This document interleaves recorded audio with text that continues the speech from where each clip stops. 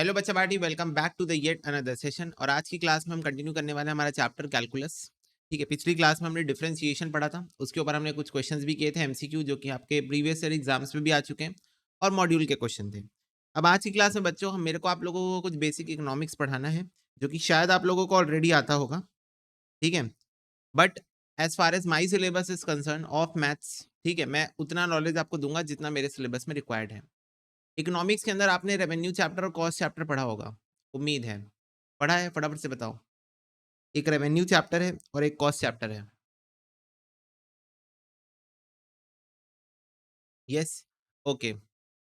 सामी देखते बेटा, बनेगा तो इफ पॉसिबल। ओके, यस भैया पढ़ा है। तो बच्चों रेवेन्यू का मतलब क्या होता है? रेवेन्यू का मतलब होता है सेल्स। सेल्स होती है ना, सेल्स। जितना भी आप कोई बिजनेस कर रहे हो तो उसमें आप जितना भी सेल्स करते हो, जितना भी टर्नओवर करते हो, जितना भी आपको पैसा मिलता है through sales, that is known as revenue. ठीक है, तो रेवेन्यू का मतलब क्या होता है? Receipt obtain by firm from the sale of a certain quantity of commodities at various prices. Okay, revenue का कॉन्सेप्ट जो है वो टोटल रेवेन्यू, एवरेज रेवेन्यू और मार्जिनल रेवेन्यू, तीन चीजें कवर करता है। अब ये थ्योरी में शायद एग्जाम में आ जाए, इसलिए मैं कवर करा रहा हूँ। क्वेश्चंस में इसका कोई काम नहीं आने वाला है। क्वेश्चन तो कुछ अलग तरीके से ही सॉल्व होगा, ठीक है, पर शायद एग्जाम में थ्योरी पूछ ले इंस्टीट्यूट कभी, वंस इन अ वाइल। तो इसलिए ऑन अ सिक्योरिटी बेसिस है मॉड्यूल में तो करवा दे रहा हूँ। ठीक है, बाकी इकोनॉमिक्स का टॉपिक है, तुमने इकोनॉमिक्स में पढ़ ही लिया होगा। रेवेन्यू के अंदर बच्चों तीन कॉन्सेप्ट हो सकते हैं। टोटल रेवेन्यू, टोटल रेवेन्यू जिसका मतलब क्या होता है? सेलिंग प्राइस इनटू आप जो क्वांटिटी सेल कर रहे हो, बोलो हाँ। टोटल रेवेन्यू का मतलब क्या होता है? Total sales. टोटल रेवेन्यू का मतलब टोटल सेल्स। टोटल सेल्स कैसे निकलती है? कि आपने कितना सामान बेचा into selling price, into selling price per unit, वो होता है टोटल रेवेन्यू। एवरेज रेवेन्यू क्या होता है? Average revenue is nothing but selling price. Average revenue is nothing but selling price. भैया कैसे? एवरेज रेवेन्यू का फॉर्मूला होता है total revenue divided by quantity. अब जरा तुम अगर ध्यान से देखो, जरा अगर तुम ध्यान से देखोगे तो टोटल रेवेन्यू में अगर आप क्वांटिटी को डिवाइड करोगे तो सेलिंग प्राइस ही ना मिल जाएगा वापस। फटाफट से बताओ, टोटल रेवेन्यू को अगर आप क्वांटिटी से डिवाइड करोगे, टोटल रेवेन्यू को अगर आप क्वांटिटीज डिवाइड करोगे तो वापस सेलिंग प्राइस ही ना मिल जाएगा। ठीक है, तो average revenue is nothing but your selling price. ठीक है, और मार्जिनल रेवेन्यू का मतलब होता है बच्चों change in revenue. Change in revenue जब आप एक और यूनिट सेल करोगे। Change in total revenue, change in total revenue जब आप एक और यूनिट ऑफ प्रोडक्ट और सेल करोगे। तो marginal revenue is nothing but change in revenue when one more unit of output is sold. Change in total revenue मतलब आपका total revenue कितना चेंज होगा जब आप एक और यूनिट ऑफ आउटपुट सेल करोगे। ठीक है, तो that is what your marginal revenue. ठीक है, तो जैसे मान लो आप 10 रुपए के प्राइस में 10 यूनिट बेच रहे थे तो टोटल रेवेन्यू हो गया 100। ठीक है, फिर उसके बाद आपने 12 यूनिट बेचने के लिए प्राइस 9 रुपए कर दी। ठीक है, तो ये हो गया 9 टू 18, 9 बजे 9 प्लस 1 10, 108 रुपए। तो बच्चों यहाँ मार्जिनल रेवेन्यू क्या हो जाएगा? यहाँ सारे बच्चे बताओ मार्जिनल रेवेन्यू क्या हो जाएगा? हालांकि मैंने 2 यूनिट्स चेंज किए हैं, 10 से 12 कर दिया है, पर मार्जिनल रेवेन्यू क्या हो जाएगा?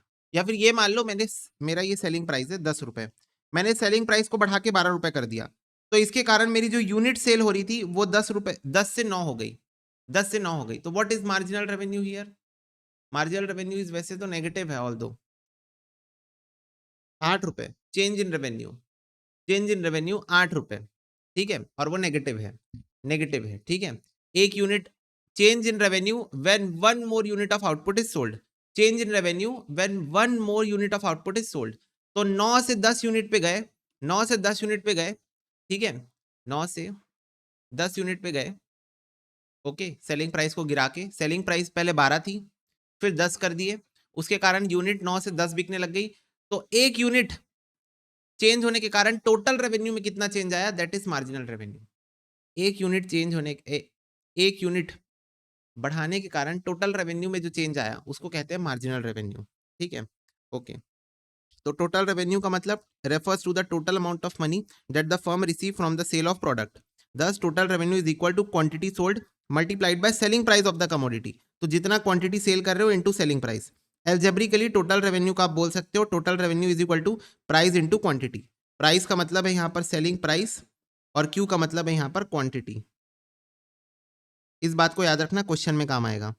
P का मतलब सेलिंग प्राइस होता है ना, P का मतलब सेलिंग प्राइस, Q का मतलब क्वांटिटी होता है। तो इस बात को याद रखना, क्वेश्चन में काम आएगा, ठीक है। ये देखो यहाँ फुल फॉर्म मैंने लिख के रखा है। एवरेज रेवेन्यू क्या होता है? Total revenue divide by Q. Simple शब्दों में वापस पी आ जाता है, तो average revenue is the price of the commodity, वापस पी ही आ जाता है। टोटल रेवेन्यू को क्यू से डिवाइड करोगे, you will again get selling price itself, ठीक है, तो प्राइस ही आ जाता है वापस। और मार्जिनल रेवेन्यू क्या होता है? Total revenue minus total revenue N minus one, मतलब हमारा वाला टोटल वैल्यू, टोटल रेवेन्यू और पिछला वाला टोटल रेवेन्यू। अभी टोटल रेवेन्यू कितना है, पहले टोटल रेवेन्यू कितना था, ये देखो। अभी टोटल रेवेन्यू कितना है, पहले टोटल रेवेन्यू कितना था, एक यूनिट पहले। अभी वाले यूनिट्स में कितना है, एक यूनिट पहले कितना था। जैसे मान लो मैं टोटल रेवेन्यू निकाल रहा हूँ फॉर 10 यूनिट्स, फॉर 10 यूनिट्स निकाल रहा हूँ। तो मान लो जब मैं 10 यूनिट बेच रहा था तब 10 रुपए थी सेलिंग प्राइस, तो ये हो गया 100 रुपए।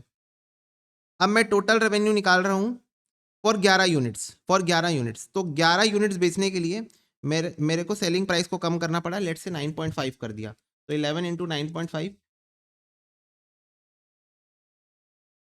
तो ये हो गया 104.5। तो बच्चों मार्जिनल रेवेन्यू क्या होता है? मार्जिनल रेवेन्यू होता है टोटल रेवेन्यू ऑफ दिस, अभी वाला टोटल रेवेन्यू माइनस पिछला वाला टोटल रेवेन्यू, तो total revenue of n minus one. तो जैसे मान लो ये n है, तो n माइनस वन यानी कि 10, मतलब सिंपल शब्दों में current total revenue minus previous total revenue is marginal revenue, ठीक है। Change in total revenue is marginal revenue. समझ में आया सबको? Change in total revenue is nothing but marginal revenue, ठीक है। जब एक यूनिट कम या ज्यादा करते हो, एक यूनिट ज्यादा बेचते हो या एक यूनिट कम बेचते हो, ठीक है, और उसमें उसके कारण जो आपके टोटल रेवेन्यू में डिफरेंस आता है, that is marginal revenue, okay. या फिर इसका एक और फॉर्मूला होता है, change in total revenue divided by change in quantity, ठीक है। Change in total revenue divide by change in quantity, okay. अब ये सब आपने इकोनॉमिक्स में पढ़ा होगा। कॉस्ट, कॉस्ट का मतलब क्या होता है? Total cost. टोटल कॉस्ट का मतलब क्या होता है? Total fix cost plus total variable cost. Total fix cost क्या होता है? वो कॉस्ट जो कि यूनिट्स के चेंज होने के कारण चेंज नहीं होती, और वो कॉस्ट जो यूनिट्स के चेंज होने के कारण, यूनिट्स के चेंज होने के कारण चेंज होती है, उसको कहते हैं वेरिएबल कॉस्ट। फिक्स कॉस्ट किसको कहते हैं बच्चों? फिक्स कॉस्ट किसको कहते हैं? वो कॉस्ट जो कि नंबर ऑफ यूनिट चेंज होने के कारण चेंज नहीं होती। फॉर एग्जांपल, मैंने एक कोचिंग क्लास ली रेंट में, मैंने एक स्पेस लिया, एक हॉल लिया रेंट पे, ठीक है, और वहां पर मैं 10 बच्चों को पढ़ाऊं, 20 बच्चों को पढ़ाऊं, 50 बच्चों को पढ़ाऊं, 100 बच्चों को पढ़ाऊं, मान लो उसकी मैक्सिमम कैपेसिटी 100 बच्चे ही हैं, तो मैं चाहे 10 बच्चों को पढ़ाऊं, 20 को पढ़ाऊं, 30 को पढ़ाऊं, 50 को पढ़ाऊं या 100 को पढ़ाऊं, मेरे को वहां का फिक्स रेंट 1 लाख रुपए देना पड़ेगा।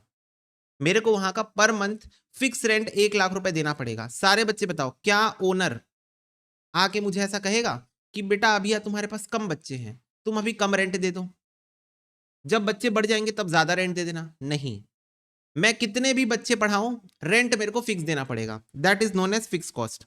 जबकि वेरिएबल कॉस्ट क्या होता है?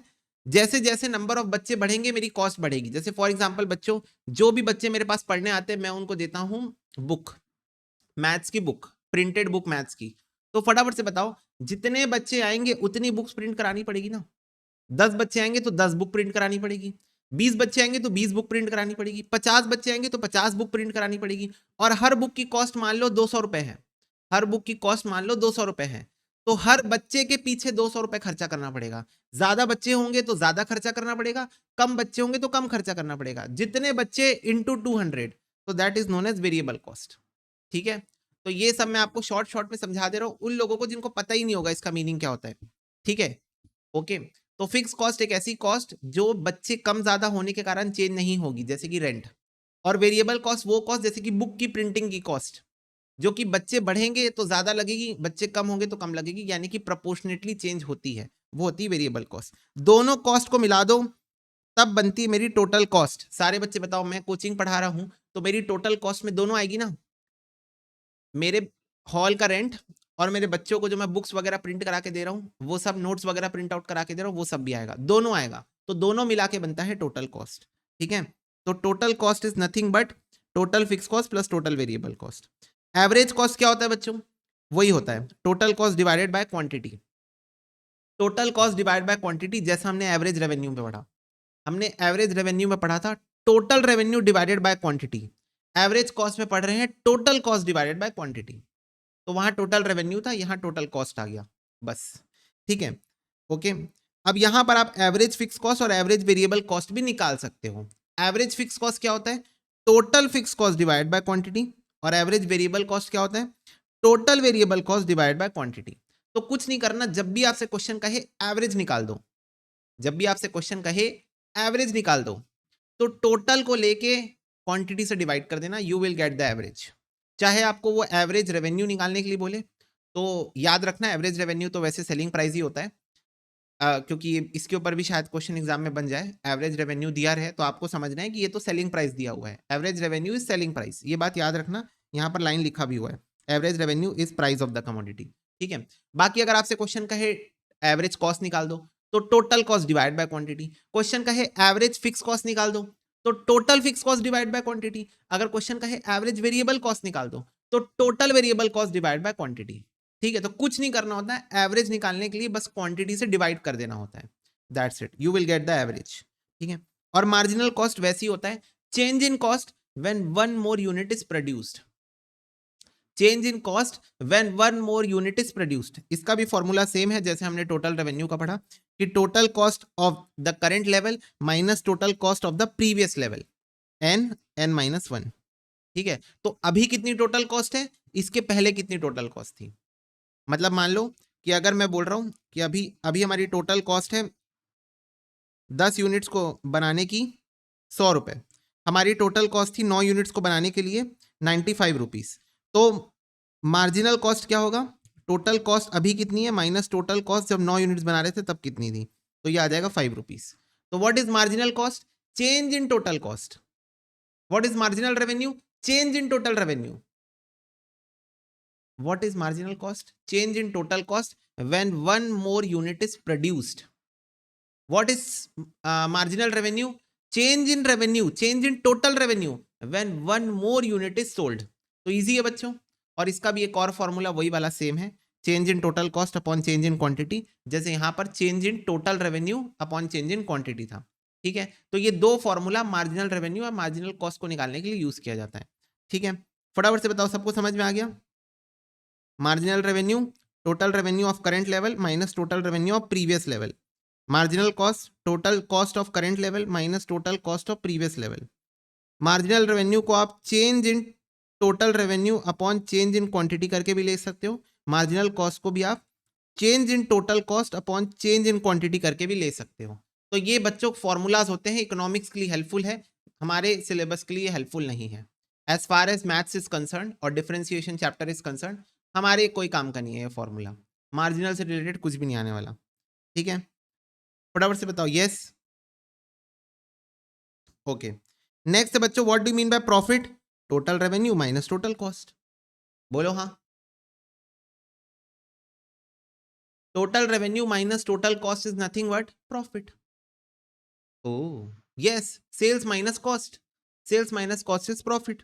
ठीक है बच्चों, अगर आप डिफरेंशिएशन निकालोगे विथ रिस्पेक्ट टू क्वांटिटी, ध्यान से सुनो, ध्यान से सुनो, हेलो हेलो, ध्यान से सुनो, अगर आप डिफरेंशिएशन निकालोगे विथ रिस्पेक्ट टू क्वांटिटी, किसका?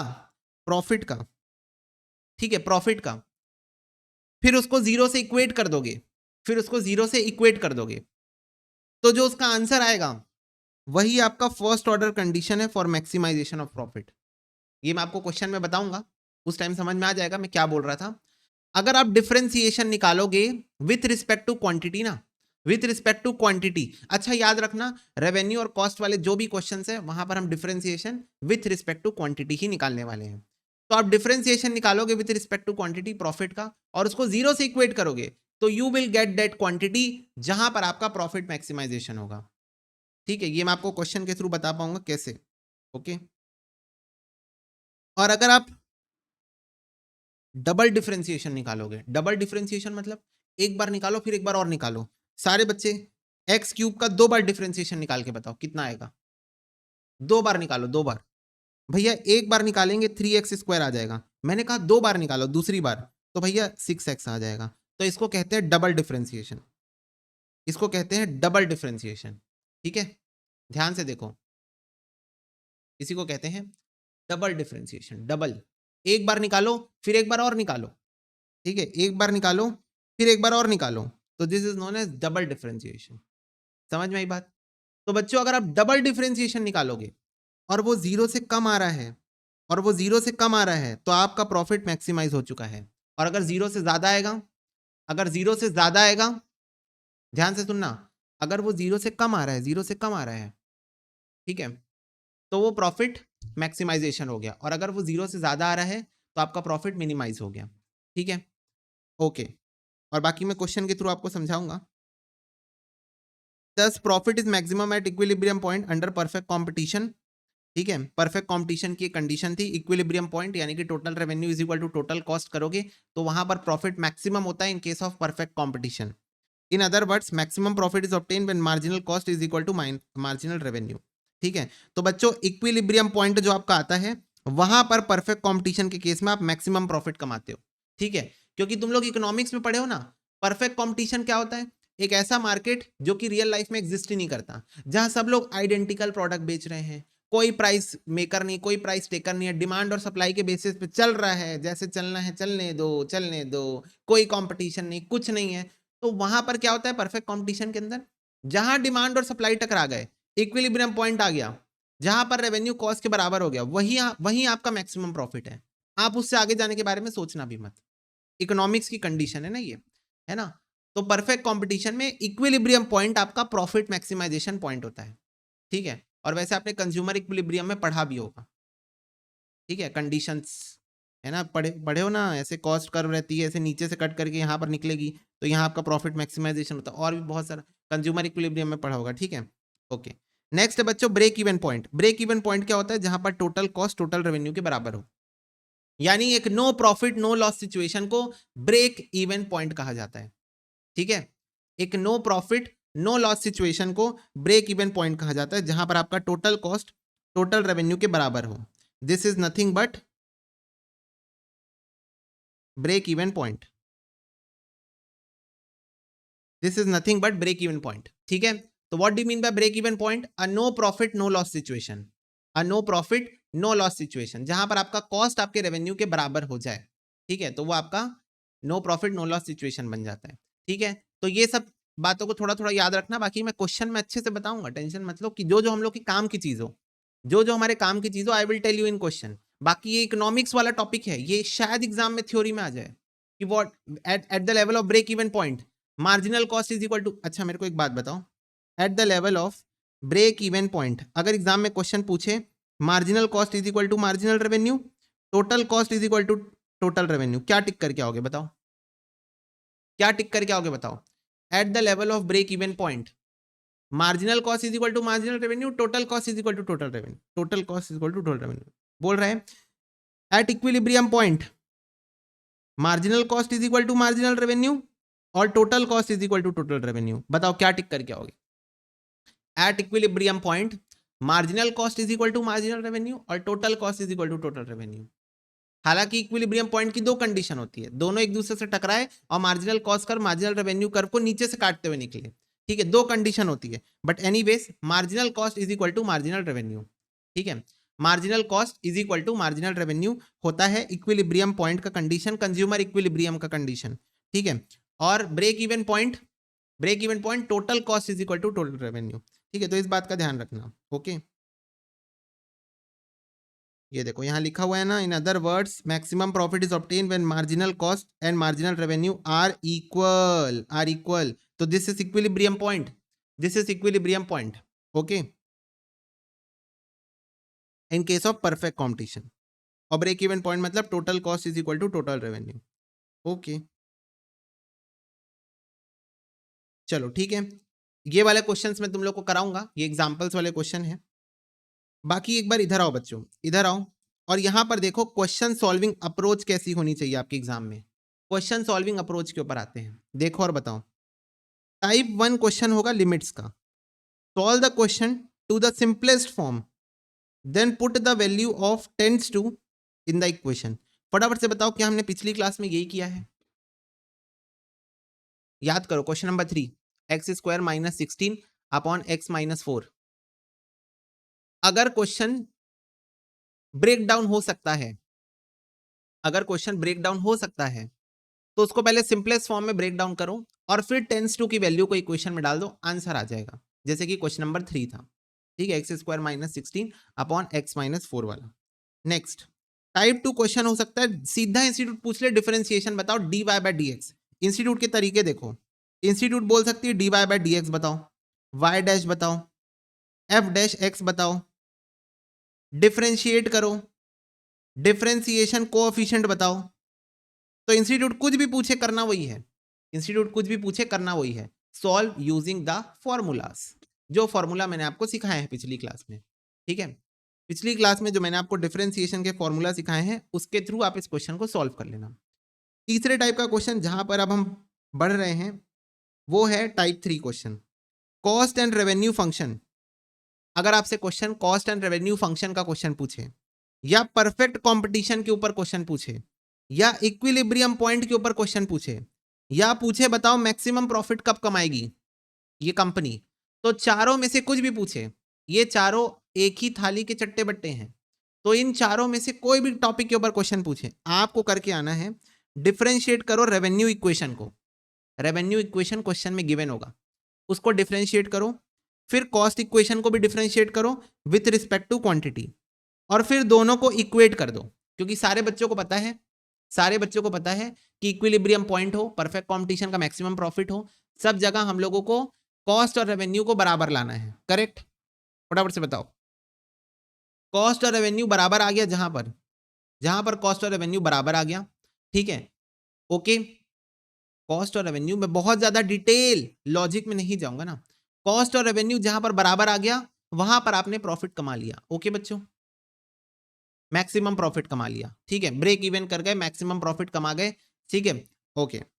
Note note, if revenue equation is not given and P is given then revenue equation can be found by R is equal to PQ। सारे बच्चे बताओ, अगर क्वेश्चन में रेवेन्यू का equation ही ना given हो पर आपको क्वेश्चन में P दिया है, what is P, selling price, तो फटाफट से बताओ क्या रेवेन्यू निकाला जा सकता है सेलिंग प्राइस इनटू क्वांटिटी करके, फटाफट से बता दो सारे बच्चे बताओ।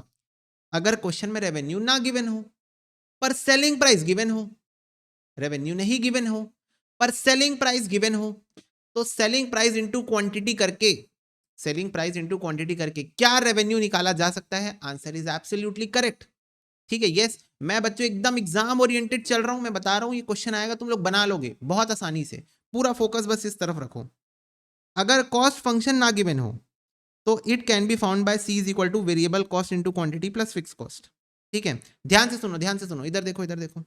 अगर क्वेश्चन में कॉस्ट का फंक्शन ना गिवन हो तो क्या मैं निकाल सकता हूं, कैसे, वेरिएबल कॉस्ट इनटू जितना क्वांटिटी आपने बनाया, बोलो हाँ, वेरिएबल कॉस्ट इनटू जितना क्वांटिटी आपने बनाया। सारे बच्चे बताओ, मेरे पास 50 बच्चे आए, हर बच्चे के पीछे 100 रुपए खर्चा होगा, 100 रुपए मेरी बुक का कॉस्ट है वेरिएबल कॉस्ट, इनटू अगर मेरे पास 50 बच्चे आए तो 50 से मल्टीप्लाई करूं ना, क्वांटिटी से मल्टीप्लाई करूं ना, वेरिएबल कॉस्ट पर यूनिट होती है ना, वेरिएबल कॉस्ट पर यूनिट होती है, वेरिएबल कॉस्ट पर यूनिट होती है, ठीक है, वेरिएबल कॉस्ट पर यूनिट होती है। तो मेरे को एक बार सारे बच्चे बताओ कॉस्ट का मतलब क्या होता है, कॉस्ट का मतलब होता है भैया variable cost plus fix cost. Variable cost कैसे निकालोगे, वेरिएबल कॉस्ट पर यूनिट ले लोगे, इनटू मल्टीप्लाई करोगे क्वांटिटी, है ना, वेरिएबल कॉस्ट कभी भी पर यूनिट ही दी होती है। जैसे मेरे केस में हर बच्चे के पीछे 100 रुपए खर्चा होगा बुक के पीछे, और मेरे पास 50 बच्चे आए, ठीक है, तो 100 इंटू 50 5,000 हुई मेरी variable cost, plus fix cost. Fix cost बच्चों जैसे मान लो 50,000 रुपए रेंट है, तो 50,000 रुपए क्वेश्चन में गिवन होगा, ठीक है, 50,000 रुपए क्वेश्चन में गिवन होगा प्लस फिक्स कॉस्ट, ठीक है। तो इस तरीके से हम टोटल कॉस्ट निकाल सकते हैं, बोलो हाँ, समझ में आया। Variable cost into number of units, यानी कि सिंपल शब्दों में quantity, variable cost into quantity plus fix cost, ठीक है। तो कॉस्ट हमारी क्या होती है, total variable cost plus total fix cost. Variable cost कैसे निकाल सकते हो, वेरिएबल कॉस्ट पर यूनिट ले लो और उसको क्वांटिटी से मल्टीप्लाई कर दो, फिर इसमें प्लस कर दो फिक्स कॉस्ट, तो you will get the answer, ठीक है।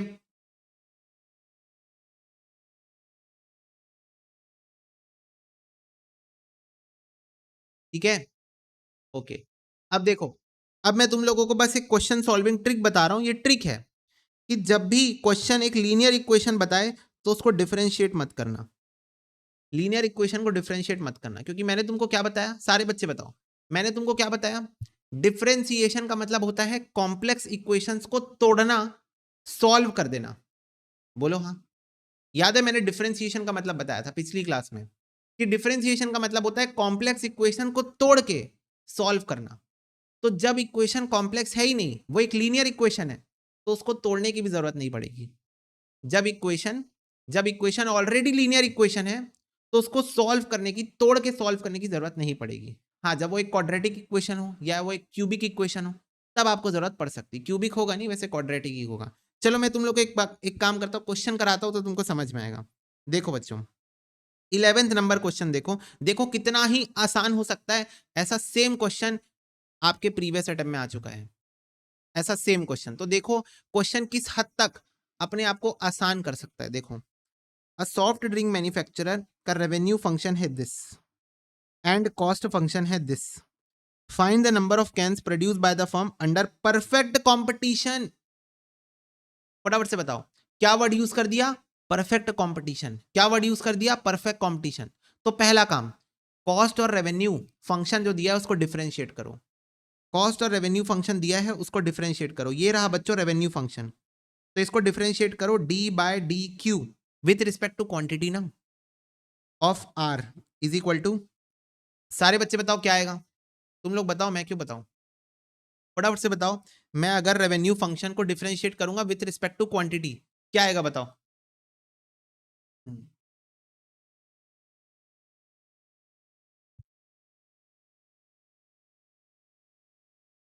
वेरी वेरी गुड भैया, ये आएगा 14Q माइनस 19, और 30 तो जीरो हो जाएगा, 30 तो अकेला बैठा है, जीरो हो जाएगा। अब कॉस्ट फंक्शन बच्चों 9Q दिया हुआ है, कॉस्ट फंक्शन क्या दिया हुआ है, 9Q दिया है, तो D C upon D Q बताओ कितना आएगा। कॉस्ट फंक्शन को डिफरेंशिएट करो और बताओ कितना आएगा, 9Q दिया हुआ है, तो क्या आ जाएगा, ये 9 आ जाएगा। If you know you know, product rule लगता है ना यहाँ पर, है ना। Q का डिफरेंशिएशन इंटू 9 प्लस 9 का डिफरेंशिएशन इंटू Q, और 9 का डिफरेंशिएशन 0, इसलिए वो गायब हो जाता है। ठीक है, इफ यू नो। ओके, अब अब हमको क्या करना है बच्चों, परफेक्ट कंपटीशन बोला है, तो इस रेवेन्यू के डिफरेंशिएशन को कॉस्ट के डिफरेंशिएशन से इक्वेट कर दो। ठीक है, इक्वेट कर दो, तो ये हो जाएगा 14Q minus 19 is equal to 9। ठीक है, this works as marginal cost और मार्जिनल रेवेन्यू। मैं तुम लोग को बता रहा हूँ, दिस वर्क्स एज डिफरेंशिएशन के बाद जब आप इक्वेट करते हो, it is as good as marginal cost और marginal revenue, so that you will get the answer of quantity. ठीक है, तो क्वांटिटी हो जाएगा 9 प्लस 19 डिवाइडेड बाय 14, ये आ रहा है बच्चों 2। तो कितने नंबर ऑफ कैंस हमको बेचने चाहिए bye a firm under perfect competition, तो हमको सिर्फ 2 कैन बेचने चाहिए under perfect competition, that's it. बताओ टफ था क्या, फटाफट से बताओ, टफ था क्या। 2 कैन हमको सेल करने चाहिए अंडर परफेक्ट कंपटीशन।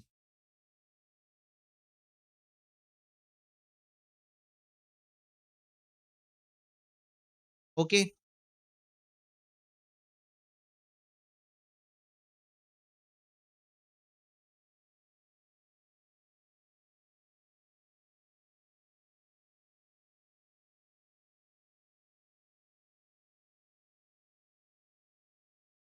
भैया एक और क्वेश्चन कराओ, इधर देखो। अ टिन मैन्युफैक्चरर का रेवेन्यू फंक्शन है R is equal to this and cost function is this, find number of tins to be produce by the manufacturer. तो बोल रहा है नंबर ऑफ टिन्स कितना बनाना चाहिए बाय द मैन्युफैक्चरर, बताओ। चलो तुम लोग बताओ क्या आएगा।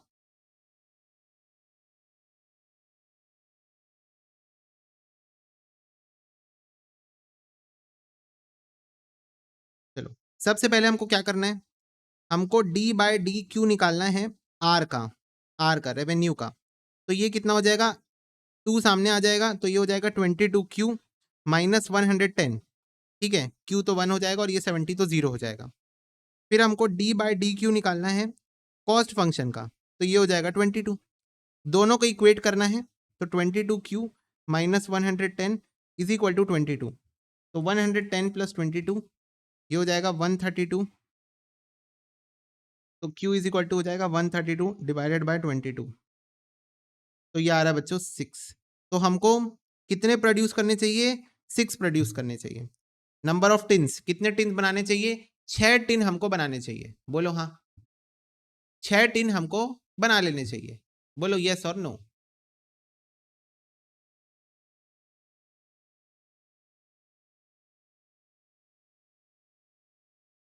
यस,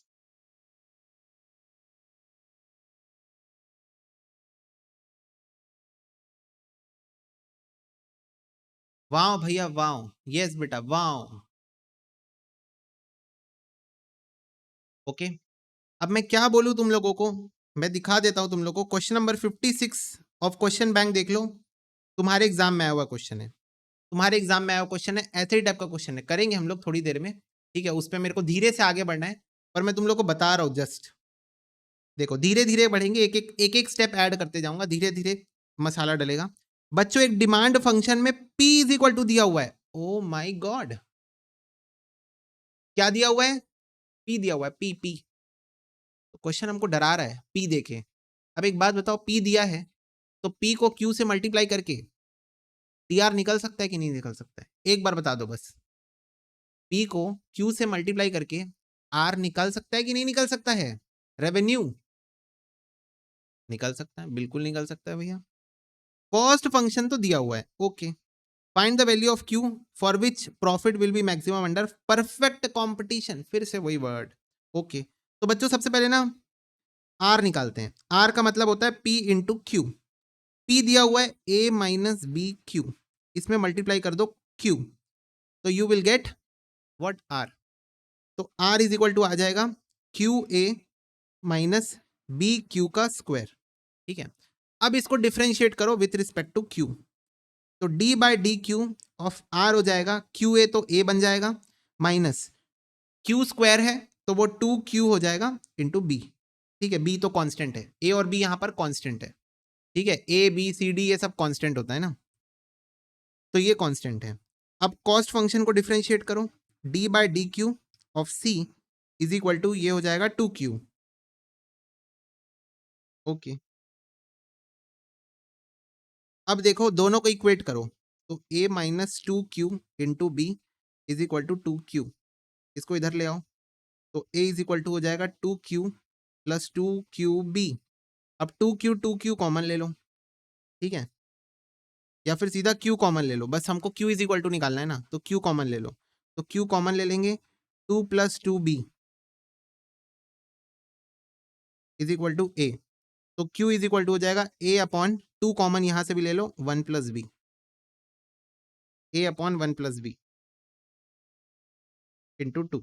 तो C आंसर है बच्चों, C आंसर है। ध्यान से देखो और बताओ, समझ में आया?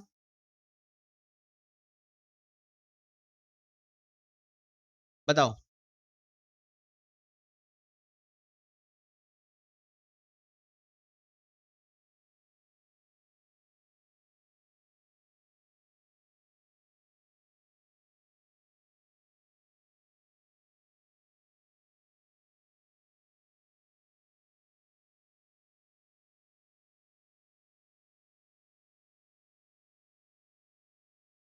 यस, ओके, चलो नेक्स्ट क्वेश्चन देखो। नेक्स्ट क्वेश्चन देखो, सॉल्व करो, बताओ कितना आंसर आ रहा है।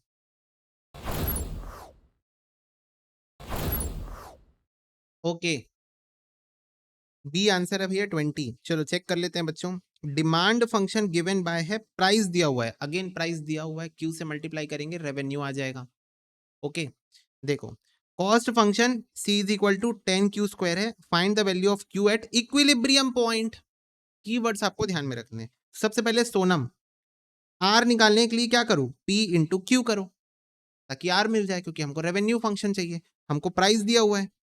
तो प्राइस है बच्चों 1400 माइनस 25Q, और इंटू में है Q को मल्टीप्लाई करो, तो ये हो जाएगा 1400Q माइनस 25Q का स्क्वायर। अब निकालो DR अपॉन DQ, तो ये हो जाएगा 1400, Q 1 बन जाएगा, ये हो जाएगा 25 2 जा 50 क्यू। ओके, और फिर निकालो D C by D Q. D C by D Q ये दिया हुआ है 10 क्यू स्क्वायर, तो ये हो जाएगा 20 Q.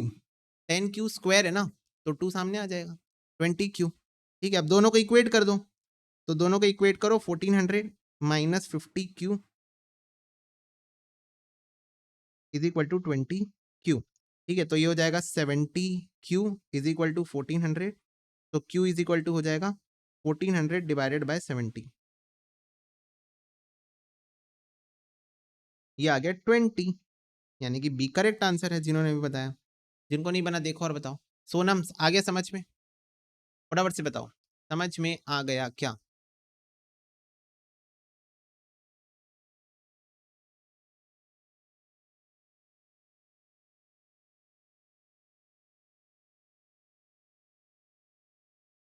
Yes, okay. Next question देखो।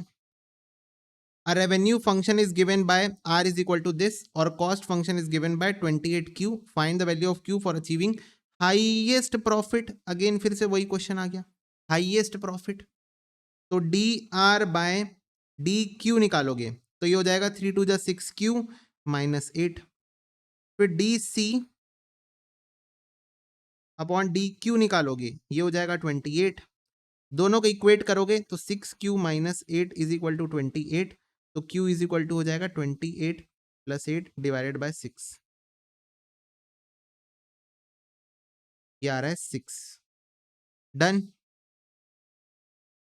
फटाफट से बताओ, इजी जा रहा है एकदम? रिपीटेड क्वेश्चंस, बार बार वही चीजें आ रही है, घिसी पिटी। डिमांड फंक्शन गिवन है P is equal to, cost function given है 12 क्यू स्क्वायर, इक्विलिब्रियम पॉइंट, तो R निकालेंगे P इंटू क्यू करके। P है 1500 माइनस 3Q, इंटू कर दो Q से, तो ये हो जाएगा 1500Q माइनस 3Q का स्क्वायर। तो D are by D Q आ जाएगा 1500 माइनस 6Q। ओके, और D C upon D Q आ जाएगा 12 टू जा 24Q। दोनों को इक्वेट कर दो तो 1500 minus 6Q is equal to 24Q, तो Q इज इक्वल टू हो जाएगा 28 प्लस 6 30, तो Q is equal to 1500 divided by 30, 3 5 15 0 50 answer. ठीक है, बताओ टफ लग रहा है क्या? कुछ दिक्कत आ रही है क्या? कुछ हाई लेवल लग रहा हो कि अरे बाप रे तो बहुत टफ है, अरे बाप रे तो हालत खराब हो गई, ऐसा कुछ फीलिंग आ रहा है तो बताओ।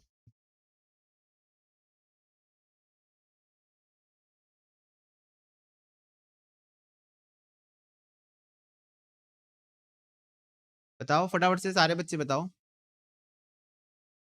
बन रहा है कि नहीं बन रहा है? फटाफट से बताओ।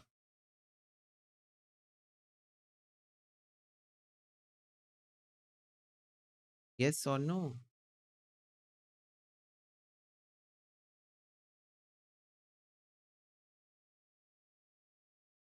बन रहा है?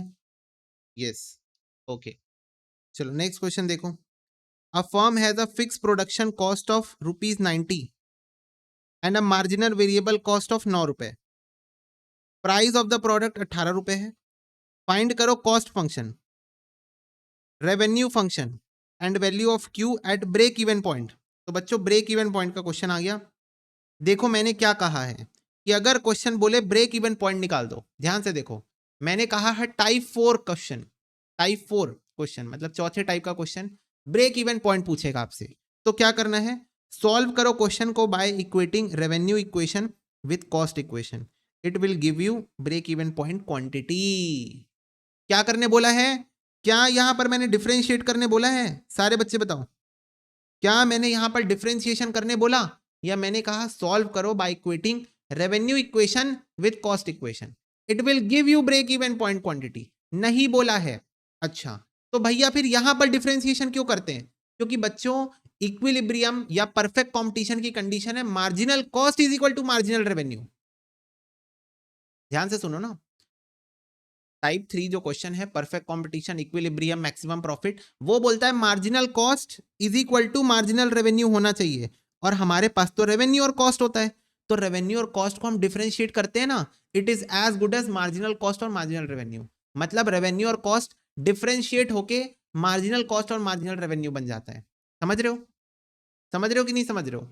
ये जो हम लोग डिफरेंशिएशन करते हैं, ये जो हम डिफरेंशिएशन कर ले, तुम यही मान लो कि जो रेवेन्यू और कॉस्ट रहता है वो डिफरेंशिएट होकर मार्जिनल कॉस्ट और मार्जिनल रेवेन्यू बन जाता है। मेरे को एक बात बताओ, क्या ब्रेक इवन पॉइंट में ऐसी कोई कंडीशन है? Answer is no. Break even point is not talking about marginal cost और marginal revenue. Break even point is talking about total cost and total revenue. तो total cost and total revenue तो directly question में given होता है, तो direct दोनों को equate करो, डिफरेंशिएशन करने की जरूरत नहीं है। ठीक है, याद रखना। टाइप 4 क्वेश्चन, डिफरेंशिएशन करने की जरूरत नहीं। एग्जाम वाले दिन बस ये वाला पेज पढ़ के जाना और कुछ मत पढ़ना, ठीक है? ये वाला पेज बस पढ़ के जाना एग्जाम वाले दिन, ठीक है? ये वाला पेज बस पढ़ लेना। चलो अब इधर देखो, इधर देखो, इधर देखो। फिक्स कॉस्ट बच्चों दी है 90 रुपए और वेरिएबल कॉस्ट दी है 9 रुपए। तो सारे बच्चे बताओ क्या मैं कह सकता हूं, कॉस्ट यानी कि total cost is equal to variable cost per unit into quantity plus fix cost. फटाफट से बताओ। Cost is equal to total variable cost plus total fix cost.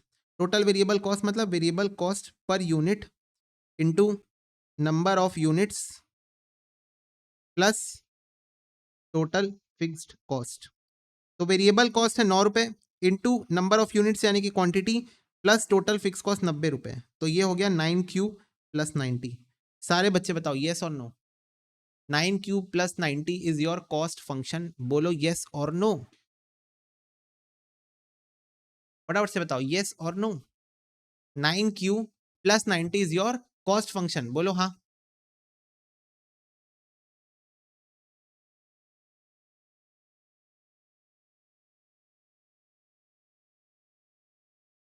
Okay, cost function हो गया। नेक्स्ट बोला है रेवेन्यू फंक्शन। तो revenue का formula क्या होता है? Price into quantity. क्वेश्चन में प्राइस दिया हुआ है 18 रुपए, 18 रुपए दिया हुआ है, और क्वांटिटी को हम क्यू लेते हैं 18 क्यू। ये हो गया रेवेन्यू इक्वेशन, ये हो गया रेवेन्यू इक्वेशन। फिर बोल रहा है ब्रेक इवन पॉइंट बताओ, तो ब्रेक इवन पॉइंट में directly revenue is equal to cost ले लो, तो ये हो जाएगा 9 Q plus 90 is equal to 18 Q. 18 minus 9 हो जाएगा 9 क्यू इज इक्वल टू 90, तो क्यू इज इक्वल टू आ रहा है 90 डिवाइडेड बाय 9, यानी कि क्यू इज इक्वल टू आ गया 10। तो बताओ कौन सा ऑप्शन आंसर है? बी आंसर है। 9 Q plus 90 cost function, 18 Q revenue function, और 10 आपका ब्रेक इवन पॉइंट। बताओ ये क्वेश्चन सबको समझ में आ गया?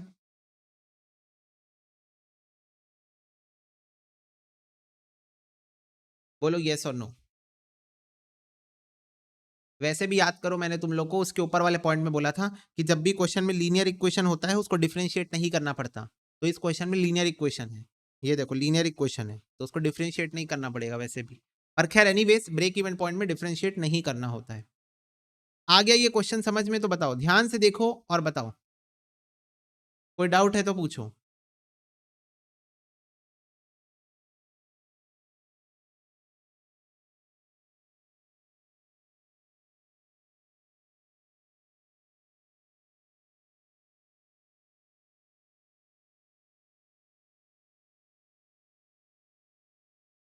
No doubt, okay.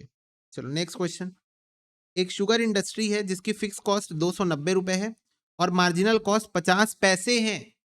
50 पैसे यानी कि 0.5 रुपीज ना। He sell sugar at the price of 15 रुपए per kilo, find the quantity of sugar sold for break even point. तो ब्रेक इवन पॉइंट पूछ रहा है बच्चों।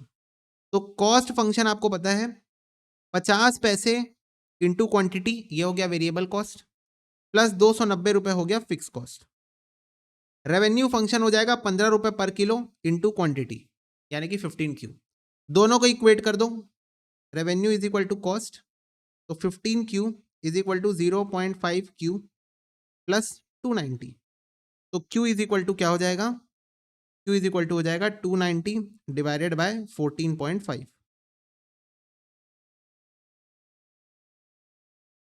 ये आ रहा है 20। तो 20 किलो आप बेचोगे तो आप ब्रेक इवन पॉइंट को अचीव कर जाओगे।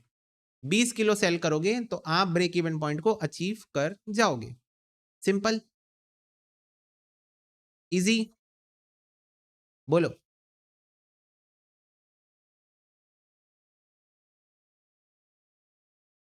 Yes, okay. एक कॉटन मिल की फिक्स कॉस्ट है 1540 रुपए और मार्जिनल कॉस्ट है 33 रुपीज। बच्चों मार्जिनल कॉस्ट मतलब चेंज इन कॉस्ट, और change in cost marginal cost को ही वेरिएबल कॉस्ट कहा जाता है। इकोनॉमिक्स में पढ़े होगे, नहीं पढ़े हो तो आज मैं बता देता हूँ, ठीक है? नहीं भी पढ़े होगे बाद में पढ़ने वाले होगे क्योंकि सिलेबस में तो है। Marginal cost is variable cost, variable cost is equal to marginal cost, average revenue is equal to selling price. ये दो बात याद रखना, ये दो बात याद रखना कि वेरिएबल कॉस्ट का मतलब मार्जिनल कॉस्ट होता है और एवरेज रेवेन्यू मतलब सेलिंग प्राइस होता है। अच्छा, वेरिएबल कॉस्ट को मार्जिनल कॉस्ट क्यों कहते हैं? क्योंकि बच्चों मार्जिनल कॉस्ट का मतलब होता है change in cost. Marginal cost का मतलब क्या होता है? Change in cost when one more unit is produced. अब खुद बताओ, जो तुम्हारा कॉस्ट कंपोनेंट होता है उसके अंदर एक वेरिएबल कॉस्ट होता है, एक फिक्स कॉस्ट होता है। ये फिक्स कॉस्ट तो यूनिट्स के कारण चेंज नहीं होती है, बोलो हाँ। एम आई राइट? ये फिक्स कॉस्ट तो नंबर ऑफ यूनिट्स के कारण चेंज नहीं होती है। कौन सी कॉस्ट चेंज होती है? ये वेरिएबल कॉस्ट यूनिट्स के कारण चेंज होती है। तो जब आप मार्जिनल कॉस्ट निकाल रहे हो तो उसमें क्या हो रहा है? टोटल कॉस्ट आपकी चेंज हो रही है, तभी तो मार्जिनल कॉस्ट निकल रहा है। What do mean bye marginal cost? Total cost current वाली माइनस टोटल कॉस्ट पिछली वाली। तो ये जो कॉस्ट चेंज हो रही है, टोटल कॉस्ट चेंज हो रही है, उसके अंदर फिक्स कॉस्ट तो कभी चेंज होता ही नहीं है। फिक्स कॉस्ट तो कभी चेंज होता ही नहीं है, बस वेरिएबल कॉस्ट चेंज होता है। एम आई राइट? टोटल कॉस्ट आपकी चेंज होती है। आप यूनिट्स बढ़ाओगे तो टोटल कॉस्ट बढ़ेगी, आप यूनिट्स कम करोगे तो टोटल कॉस्ट कम होगी। पर ये जो कम ज्यादा होता है वो सिर्फ वेरिएबल कॉस्ट के कारण होता है, फिक्स कॉस्ट के कारण नहीं, क्योंकि फिक्स कॉस्ट कांस्टेंट रहती है, सेम रहती है। रेंट 1 लाख ही दोगे आप, चाहे आप कितने भी बच्चों को पढ़ाओ, आपकी बस वेरिएबल कॉस्ट कम ज्यादा होते रहती है डिपेंडिंग अपॉन आप कितने यूनिट्स बना रहे हो। तो मार्जिनल कॉस्ट जो आप निकालते हो that is nothing but your variable cost, क्योंकि टोटल कॉस्ट आपकी फ्लक्चुएट होती है because of variable cost only. Fix cost तो चेंज होती ही नहीं है। ओके, तो इसीलिए वेरिएबल कॉस्ट को मार्जिनल कॉस्ट कहा जाता है। ठीक है, हालांकि एक्सप्लेनेशन मेरे सब्जेक्ट के लिए रेलेवेंट नहीं है, but still I am telling you marginal cost is variable cost. ठीक है, okay. He sells a shirt at a price of 110, selling price दिया हुआ है। Find the minimum number of shirt sold so the will incur no loss. तो no loss मतलब बच्चों no profit no loss situation का मतलब, no loss का मतलब वहां पर वो ब्रेक इवन ही निकालने बोल रहा है, ब्रेक इवन पॉइंट आपको निकालने बोल रहा है, no profit no loss situation. ठीक है, यहाँ पर नो लॉस का मतलब वही है कि ब्रेक इवन निकालने वो बोल रहा है आपसे। ठीक है, तो फटाफट से बताओ कॉस्ट फंक्शन क्या हो जाएगा? Marginal cost 33 into quantity plus fix cost, और रेवेन्यू फंक्शन क्या हो जाएगा? 110 इंटू क्वांटिटी। तो cost is equal to revenue ले लो, तो ये हो जाएगा 110Q is equal to 33Q plus 1540। तो 110 माइनस 33 हो गया 77, Q इज इक्वल टू 1540। तो Q इज इक्वल टू हो जाएगा 1540 डिवाइडेड बाय 77, तो ये आ रहा है 20। ओके, इस टाइप के क्वेश्चन बन रहे हैं ना अब, फटाफट से बता दो। इस टाइप के क्वेश्चन अब मक्खन हो गए, एकदम बन रहे एकदम जबरदस्त वाले, फटाफट से बता दो। यस, यस भैया। चलो नेक्स्ट, गिवन है कॉस्ट फंक्शन, लो फिर आ गया क्वाड्रेटिक इक्वेशन, प्राइस दिया हुआ है, बोल रहा है वैल्यू ऑफ एक्स, इक्विलिब्रियम का क्वेश्चन आ गया फिर से इक्विलिब्रियम का क्वेश्चन मतलब डिफरेंशिएशन वाला क्वेश्चन आ गया। तो बच्चों प्राइस दिया है, पहले तो रेवेन्यू निकालना पड़ेगा, तो प्राइस इंटू क्वांटिटी होता है रेवेन्यू, तो ये हो जाएगा 90 का क्यू। अब निकालो differentiation with respect to quantity of R, तो ये हो जाएगा 90। फिर निकालो differentiation with respect to quantity of C, तो ये हो जाएगा कितना? 0.6 इंटू टू, 0.6 इंटू टू हो जाएगा 1.2 एक्स प्लस 30, और 900 तो जीरो हो जाएगा, 900 तो जीरो हो जाएगा। देखो ये जीरो हो जाएगा, ये 30 हो जाएगा, और ये 2 यहाँ सामने आ जाएगा। ओके, अब दोनों को इक्वेट कर दो, तो 1.2x plus 30 is equal to 90, तो x इज इक्वल टू हो जाएगा 90 minus 30 divided by 1.2, this is x is equal to 50।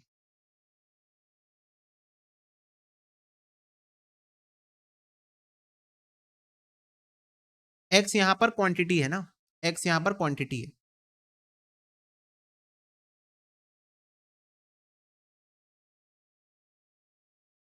X is equal to Q in this question, ठीक है। तो आप चाहो तो क्वांटिटी को एक्स लेके चल सकते थे इस क्वेश्चन में, ठीक है, और with respect to X differentiate कर सकते थे, with respect to X differentiate कर सकते थे,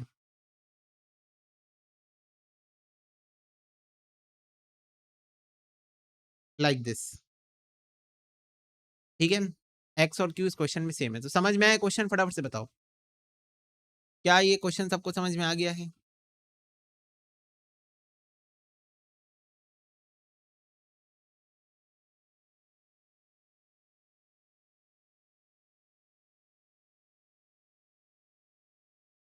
यस, ओके, चलो next.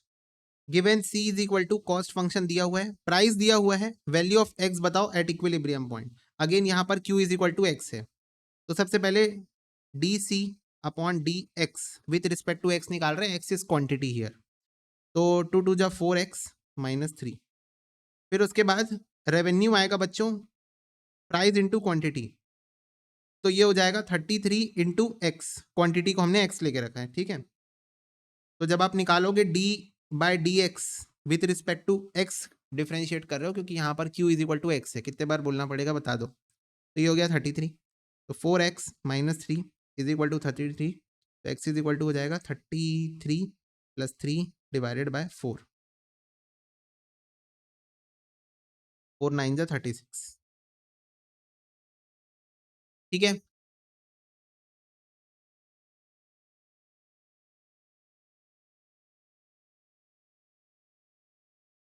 Okay, next. Given revenue function आपको दिया हुआ है, मार्जिनल कॉस्ट दिया है और फिक्स कॉस्ट दिया है, यानी कि वेरिएबल कॉस्ट है, मार्जिनल कॉस्ट मतलब find the value of x eight equilibrium point.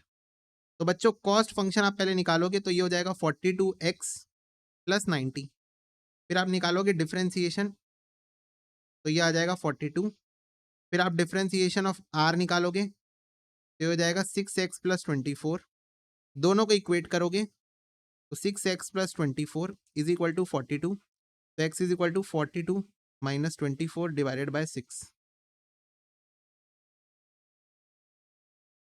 तो ये आ गया 3, ठीक है।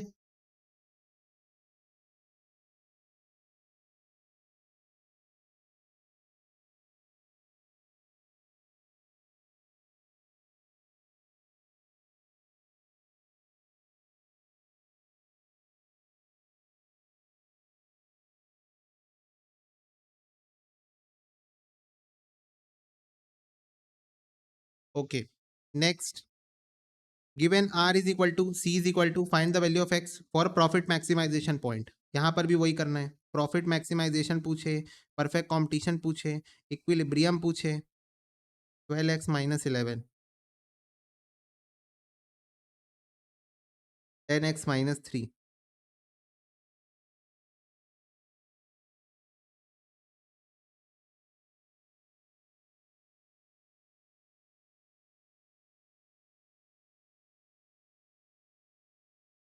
फोर, ठीक है। Given revenue cost find the value of x profit maximisation point,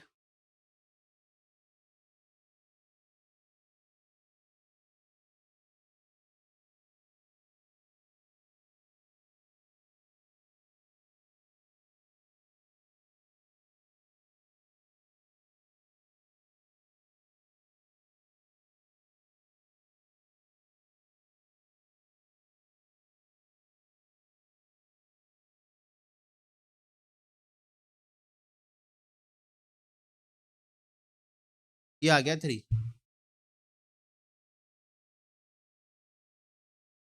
ठीक है। Given revenue, marginal cost, fix cost, profit maximisation point under perfect competition, तो कॉस्ट फंक्शन हो जाएगा 16x, 16 into number of units plus fix cost, तो D C by D x हो जाएगा 16, और D R by D x हो जाएगा 6x plus 4, तो 6x plus 4 is equal to 16, तो x is equal to 16 minus 4 divide by 6, 2, D answer. ठीक है, बताओ ये बन रहा है कि नहीं बन रहा है? अब फटाफट से एक बार बताओ, ये आप लोगों को अब बन रहा है या नहीं बन रहा है क्वेश्चंस रेवेन्यू कॉस्ट वाले?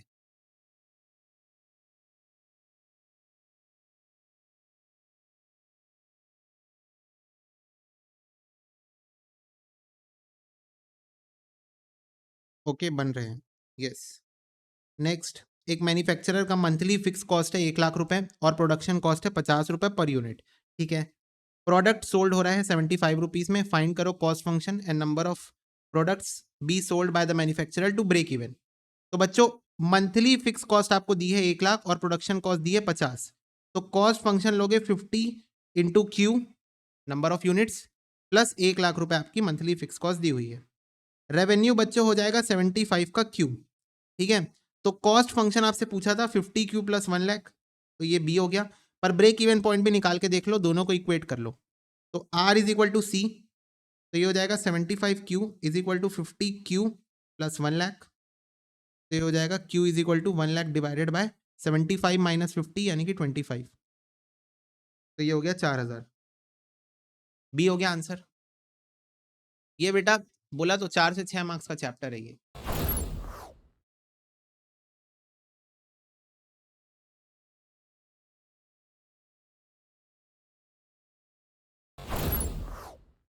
Okay, yes. चलो नेक्स्ट, एक सीमेंट इंडस्ट्री का ईयरली फिक्स कॉस्ट है 96 और मंथली प्रोडक्शन कॉस्ट 13 रुपए दी है। तो बच्चों, फिक्स कॉस्ट ईयरली देके रखी है और पर यूनिट कॉस्ट मंथली देके रखी है। तो क्या करना पड़ेगा, दोनों को मंथली में लाओ या तो दोनों को ईयरली में लाओ। तो बेटर है दोनों को मंथली में ले आओ। वेरिएबल कॉस्ट को क्या ईयरली में कन्वर्ट करोगे, दोनों को मंथली में ले आओ। ठीक है, तो ये क्या हो जाएगा, the product is sold at 39 per unit. Find करो कॉस्ट फंक्शन बोल रहा है, तो cost function is equal to 13 रुपए per unit into quantity plus 96,000 आपकी ईयरली फिक्स कॉस्ट है। इसको 12 से डिवाइड करके पर मंथ निकाल लो कितना होगा पर मंथ। तो 13 क्यू प्लस 96,000 डिवाइड बाय 12, तो ये हो गया 8,000। तो 13 क्यू प्लस 8,000। ठीक है, ओके, क्योंकि देखो तुम लोग 13 को 12 से मल्टीप्लाई करते फिर कॉमन लेते तो घूम फिर के वहीं आ जाते। तो इसीलिए जो आपकी एनुअल फिक्स कॉस्ट दी है उसको मंथली कन्वर्ट कर लो। समझ में आया? फटाफट से बताओ। ये देखो पिछले क्वेश्चन में ऐसा कुछ नहीं था। पिछले क्वेश्चन में आपको मंथली फिक्स कॉस्ट देके रखी थी और पर यूनिट कॉस्ट भी दे रखी थी डायरेक्टली। एंड लगा है बीच में, मतलब दोनों मंथली देके रखा है। हाँ, बस इतना ही था ये वाला क्वेश्चन। यहां पर एंड देके रखा है, मतलब मंथली फिक्स कॉस्ट और मंथली वेरिएबल कॉस्ट दिया था। यहां पर आपको क्या बोल रहा है, यहां पर आपको ईयरली फिक्स कॉस्ट और मंथली वेरिएबल कॉस्ट दे दिया। तो फिक्स कॉस्ट को आप कन्वर्ट कर लो किसमें, मंथली में, क्योंकि आंसर भी वैसा ही दिया हुआ है। आंसर भी वैसा ही दिया हुआ है, तो इसको आप मंथली कन्वर्ट कर लो। समझ में आ गया? फटाफट से बता दो।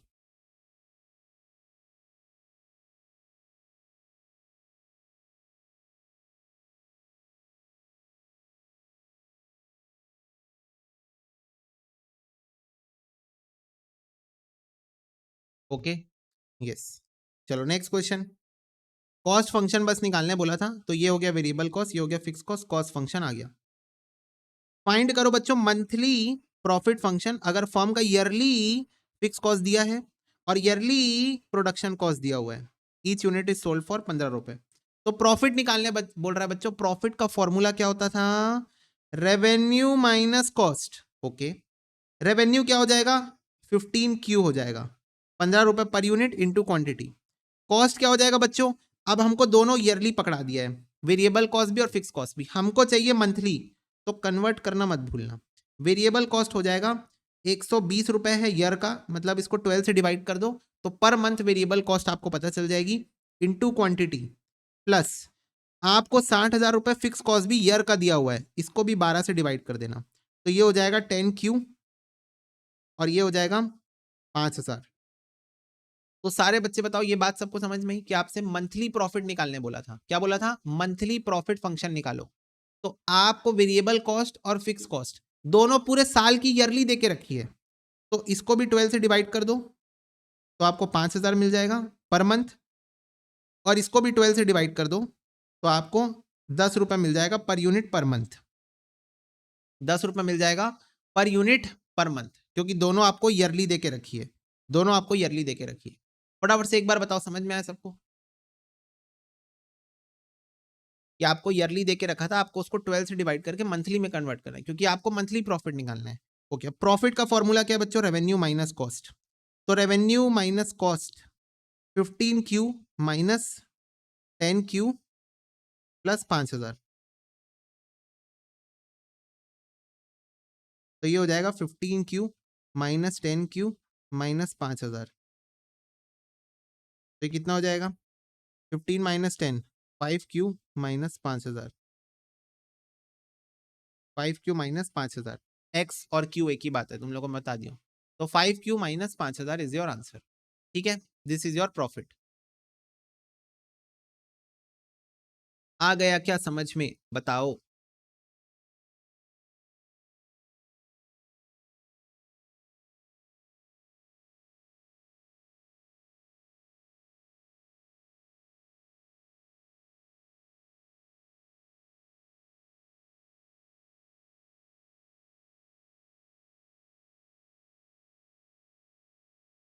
Yes, okay. Next question, given है आपको कॉस्ट फंक्शन और प्राइस गिवन है, बोल रहा है कंडीशन बताओ फॉर ब्रेक इवन पॉइंट। ठीक है, कंडीशन बताओ फॉर ब्रेक इवन पॉइंट।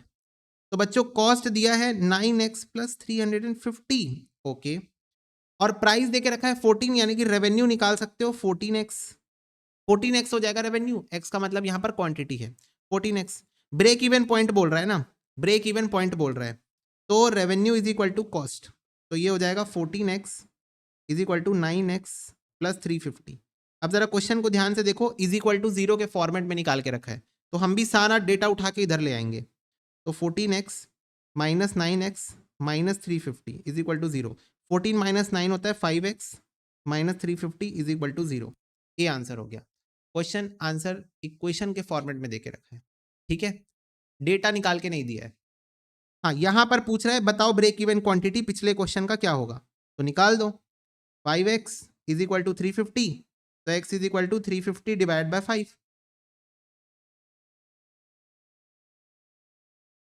ठीक है, तो यहां पर इक्वेशन पूछा, यहां पर क्वांटिटी पूछ लिया, निकाल दिया हमने। पिछले ही क्वेश्चन का क्वांटिटी पूछा, बन गया। फटाफट से बताओ यस और नो बच्चों।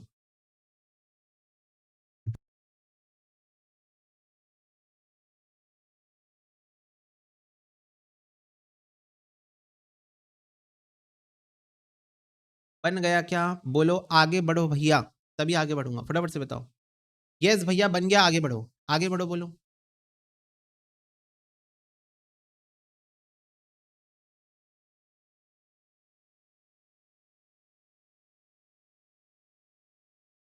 ओके, चलो नेक्स्ट टॉपिक आ रहा है बच्चों, मैक्सिमा मिनिमा के क्वेश्चन।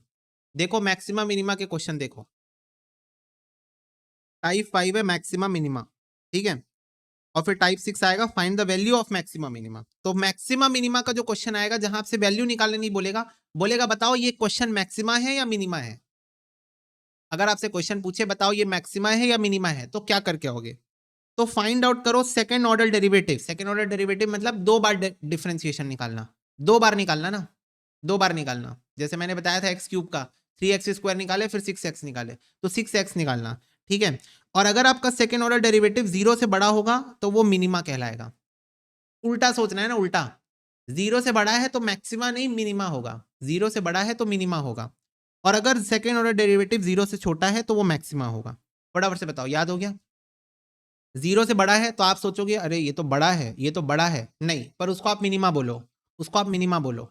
और 0 से छोटा है तो आप बोलोगे अरे ये तो छोटा है, ये तो मिनिमा होना चाहिए, नहीं, उसको आप मैक्सिमा बोलोगे, उसको आप मैक्सिमा बोलोगे। तो अगर 0 से बड़ा हुआ मिनिमा, 0 से छोटा हुआ आंसर तो मैक्सिमा।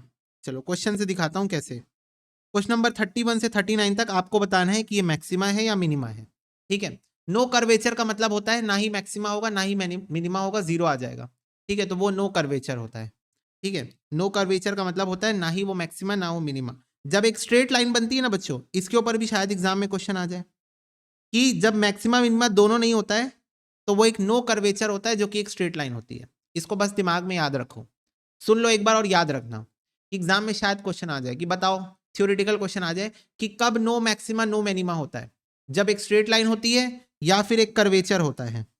कर्वेचर होता है तब मैक्सिमम मिनिमा होता है या स्ट्रेट लाइन होती है? तो नो कर्वेचर तब होता है जब एक स्ट्रेट लाइन होती है, ठीक है। नो कर्व, नो कर्वेचर का मतलब कोई कर्व नहीं बन रहा हो, तो वहां पर कोई मैक्सिमा मिनिमा नहीं होता। जहां पर नो कर्वेचर है वहां कोई मैक्सिमा मिनिमा नहीं होता, वहां एक स्ट्रेट लाइन होती है।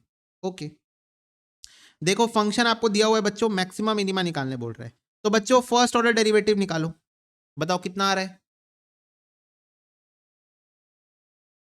यही आ रहा है, फटाफट से बताओ। फर्स्ट ऑर्डर डेरिवेटिव यही आ रहा है, यस।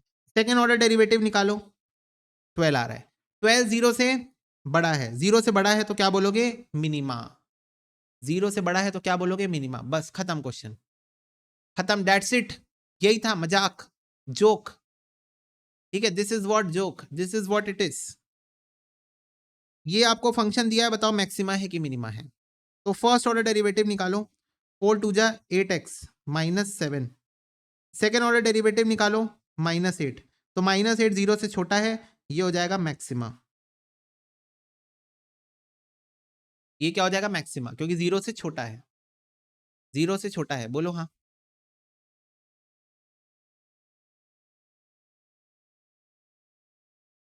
नेक्स्ट ये क्वेश्चन है, फर्स्ट ऑर्डर डेरिवेटिव निकालो, 40x minus 15। Second order derivative निकालो, 40 जीरो से बड़ा है, मिनिमा, जीरो से बड़ा है, मिनिमा। फर्स्ट ऑर्डर डेरिवेटिव निकालो, 6x माइनस -4, ठीक है। सेकेंड ऑर्डर डेरिवेटिव निकालो, 6 जीरो से बड़ा है, मिनिमा, जीरो से बड़ा है तो मिनिमा, बात खत्म, ठीक है। Next this question, first order derivative 5 dash is equal to -2x plus 6। Second order derivative -2 zero से छोटा है, मैक्सिमा, जीरो से छोटा है तो maxima. First order derivative 18x minus 6। Second order derivative 18 zero से बड़ा है, मिनिमा, मिनिमा। ओके, अरे बन रहा है कि नहीं बन रहा है बताओ? शायद नहीं बन रहा तुम लोग से, मुझे ऐसा लग रहा है तुम लोग से नहीं बन रहा है, बता दो एक बार नहीं बन रहा है तो। ओके बन रहा है भैया, ठीक है। ये दिया हुआ है first order derivative y dash is equal to -2x plus 4। Second order derivative -2 zero से छोटा है, मैक्सिमा। ये दिया है y dash is equal to 6x, y double dash is equal to 6 zero से बड़ा है, minima. Last question 39 question maxima minima के ऊपर, y dash is equal to 2x minus 3, y double dash is equal to 2 zero से बड़ा है, minima, ठीक है। तो ये आपके 9 क्वेश्चन थे जहां पर आपको सिर्फ ये आइडेंटिफाई करना था मैक्सिमा मिनिमा, ठीक है। तो बताओ एग्जाम में अगर एक क्वेश्चन आए जो कि आपको बोले मैक्सिमा और मिनिमा आइडेंटिफाई करो, बन जाएगा?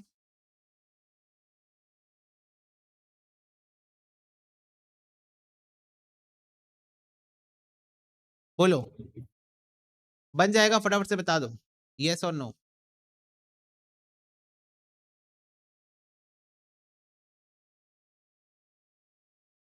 ओके, चलो नेक्स्ट, नेक्स्ट टॉपिक आएगा बच्चों, लास्ट टाइप ऑफ क्वेश्चन जो कि आपके मॉड्यूल में है और एग्जाम में आ सकता है। वो लास्ट टाइप ऑफ क्वेश्चन है कि आपको बोलेगा मैक्सिमा मिनिमा की दो वैल्यूज बताओ, एक मैक्सिमा की आती है, एक मिनिमा की आती है, तो वो दो वैल्यू क्या है बताओ। तो देखो, first find out the value of x using dy by dx is equal to 0।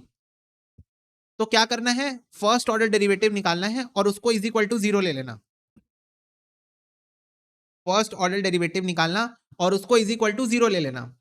उसको यूज करके x की दो वैल्यूज निकल जाएगी, x की दो वैल्यूज निकल जाएगी, ठीक है। Then put the value of x in d square y upon D x square, यानी कि सेकेंड ऑर्डर डेरिवेटिव में x की दो वैल्यूज को डाल देना, सेकेंड ऑर्डर डेरिवेटिव में x की दो वैल्यूज को डाल देना।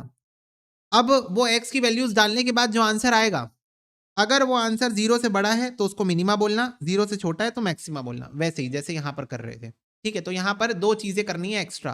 पहले आपको फर्स्ट लेवल डिफरेंशिएशन निकालना है, फर्स्ट ऑर्डर, उसको 0 से इक्वेट करके एक्स की दो वैल्यूज निकाल लेनी है। अब वो दो वैल्यू में से कौन सा मैक्सिमा है कौन सा मिनिमा है कैसे पता चलेगा? वो दो वैल्यू जो आपने निकाली है उसमें कौन सा मैक्सिमा है और कौन सा मिनिमा है कैसे पता चलेगा? तो सेकंड ऑर्डर डेरिवेटिव निकालो, और सेकंड ऑर्डर डेरिवेटिव निकालने के बाद वो जो एक्स की दो वैल्यूज आपने निकाली थी उसको वहां पर पुट करो। अगर आंसर 0 से बड़ा आया तो वो मिनिमा होगा, अगर आंसर 0 से छोटा आया तो वो मैक्सिमा होगा। तो ऐसे आपको पता चलेगा कि कौन सी वाली वैल्यू मैक्सिमा है और कौन सी वाली वैल्यू मिनिमा है। ठीक है, अब ज्यादा क्लैरिटी क्वेश्चन करने से मिलेगी। 40 क्वेश्चन मैं बाद में करूंगा। देखो 41 देखो, x cube upon 3, 9x square 81x plus 70। देखो 3x square upon 3, 18x plus 81। सारे बच्चे बताओ फर्स्ट ऑर्डर डेरिवेटिव यही है? एक बार बता दो, फर्स्ट ऑर्डर डेरिवेटिव यही है इस क्वेश्चन का? 3x square upon 3 minus 18x plus 81, correct? Yes. अब बच्चों इसको ले लो 0 के बराबर और इसको सॉल्व करके, ये क्योंकि एक क्वाड्रेटिक इक्वेशन है, एक्स की दो वैल्यूज निकालो। चलो इसको सॉल्व करो। तो पहले तो 3 को एलसीएम लेते हैं, तो 3x स्क्वायर माइनस 18 इंटू 3, ये हो जाएगा 54x प्लस,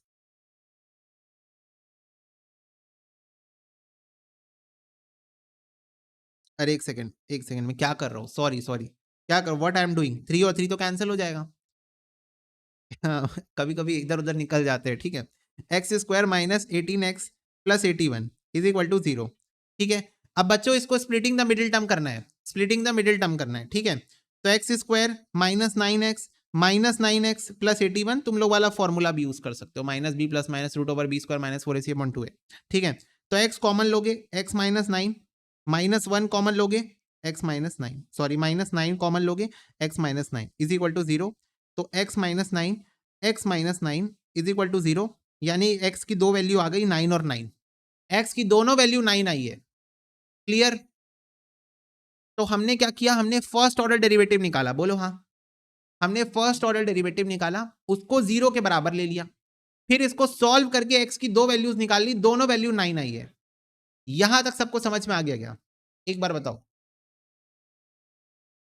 फटाफट से बताओ, यहां तक सबको समझ में आ गया क्या? यस, आ गया समझ में?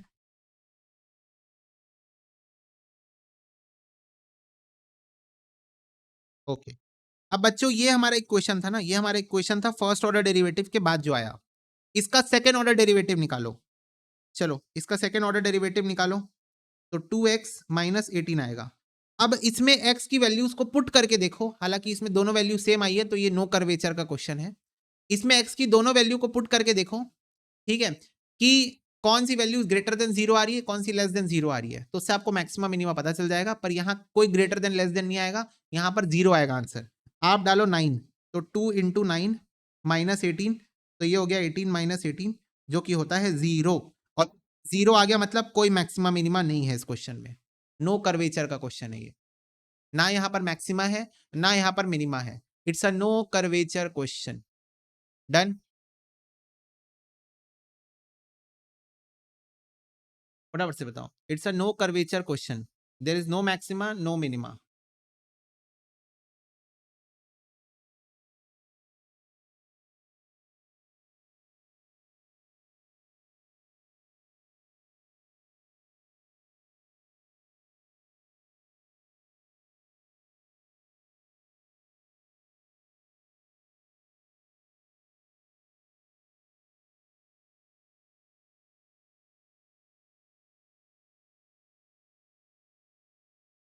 ओके, अगर हो गया हो तो बताना, फिर हम आगे बढ़ेंगे।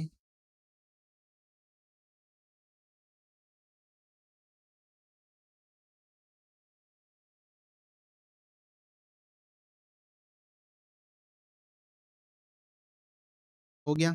ओके, चलो नेक्स्ट क्वेश्चन देखो। ये आपको दिया हुआ है फंक्शन, फर्स्ट ऑर्डर डेरिवेटिव निकालो इसका। तो फर्स्ट ऑर्डर डेरिवेटिव यानी कि y डैश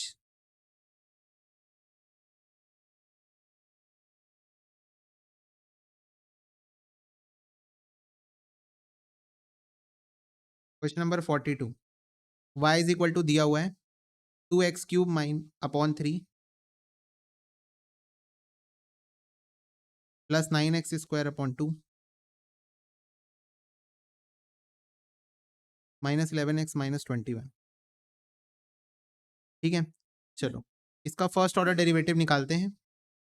तो y dash is equal to 3 टू जा 2 इंटू 3x स्क्वायर अपॉन 3। ठीक है, 3 सामने आ गया इसलिए मैंने इसको अलग से लिख दिया क्योंकि वो कट हो जाएगा। ठीक है, प्लस 9 इंटू 2 अपॉन 2, पावर में तो 1 है, माइनस 11 और वो तो 0 हो जाएगा। ठीक है, तो ये 3 और 3 कैंसिल हुआ, 2 और 2 कैंसिल हुआ, ये बन गया 2x square plus 9x minus 11। अब इसको 0 से इक्वेट करो और x की दो वैल्यूज निकालो। इसको 0 से इक्वेट करो और x की दो वैल्यूज हमको निकालनी है। ओके, यस, 11 टू जा 22, वी वांट 22, तो 2x square plus 11x minus 2x minus 11 is equal to 0। मैं स्प्लिटिंग द मिडिल टर्म कर रहा हूँ, तुम लोग माइनस बी वाला फॉर्मूला यूज कर सकते हो। ठीक है, तो यहाँ पर कॉमन आ जाएगा x, अंदर बचेगा 2x प्लस 11, यहाँ कॉमन आ जाएगा माइनस 1, अंदर बचेगा 2x plus 11 is equal to 0। तो ये हो गया x माइनस 1 2x प्लस 11, तो x की वैल्यू आ गई 1 एक वैल्यू और दूसरी वैल्यू हो जाएगी x is equal to minus 11 upon 2। फटाफट से बताओ यहाँ तक सबको समझ में आ गया? ये x की दो वैल्यू आ गई। बच्चों डाउट ये है कि ये मैक्सिमा है या मिनिमा है। अब ध्यान से सुनो, अब पर्टिकुलर इस क्वेश्चन में आप देखोगे कि बस एक ही ऑप्शन है जहां पर 11/2 और 1 आ रहा है, अगर आप ध्यान से देखो तो, और नन ऑफ दीज जैसा कोई ऑप्शन नहीं है। नो कर्वेचर तो पक्का नहीं होगा। ठीक है, नो कर्वेचर तो नहीं होगा इस क्वेश्चन में। अब यहां पर सिर्फ एक ही ऑप्शन है जहां पर आंसर मैच हो रहा है, वो है बी। तो अब चाहो तो थोड़ा रिस्क लेके बी टिक करके आ सकते हो, अदरवाइज अगर रिस्क नहीं लेना है तो इमीडिएटली सेकेंड ऑर्डर डेरिवेटिव निकालो और चेक करके देखो कौन सा मैक्सिमा है कौन सा मिनिमा है। तो बच्चों निकालो इसका second order derivative, y double dash is equal to 4x plus 9। ठीक है, अब यहाँ पर डालो 1, यहाँ पर वैल्यू डालो 1। तो जब आप 1 वैल्यू डालोगे 4 इंटू 1 प्लस 9, 9 10 11 12 13, तो 13 ग्रेटर देन 0 है, तो ये आ रहा है मिनिमा। ये आ रहा है x इज इक्वल टू 1 की वैल्यू क्या आ रही है, मिनिमा। ओ ये देखो, x इज इक्वल टू 1 की वैल्यू तो मिनिमा है। तो अब तुम्हारी इच्छा है, तुमको मैक्सिमा चेक करना है करो, नहीं करना है मत करो। समझ गए?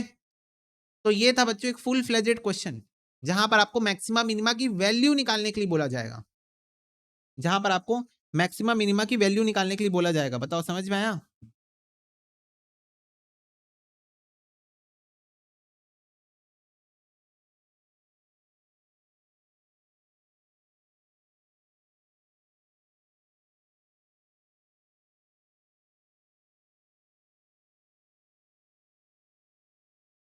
समझ में आया क्या? फटाफट से बताओ।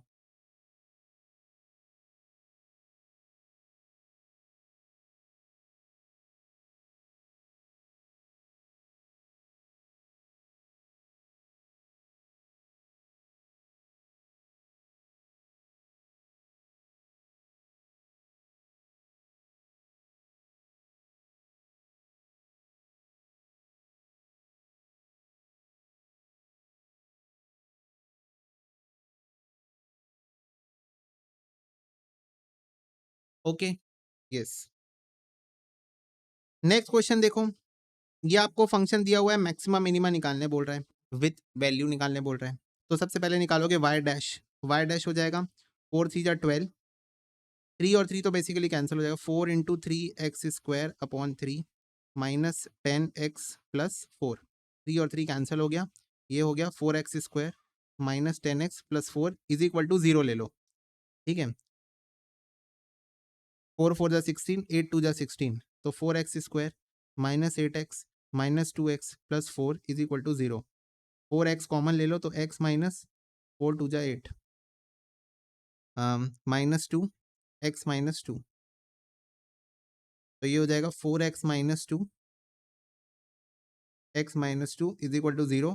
तो x की वैल्यू आ गई 2 और x की वैल्यू हो जाएगी 2/4 यानी कि 1/2।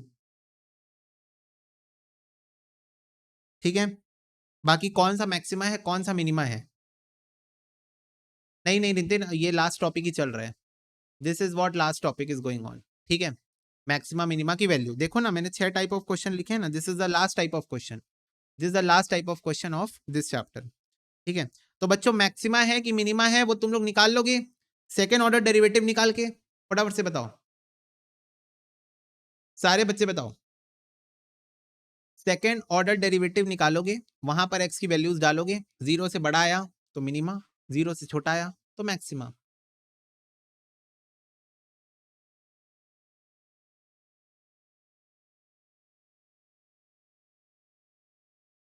यस, और चेक कर लेना भैया एग्जाम में please, on a safer side, on a safer side एक बार चेक कर लेना। ठीक है, क्या पता कोई परम्यूटेशन कॉम्बिनेशन लगा के नो कर्वेचर आ जाए, तो please check once.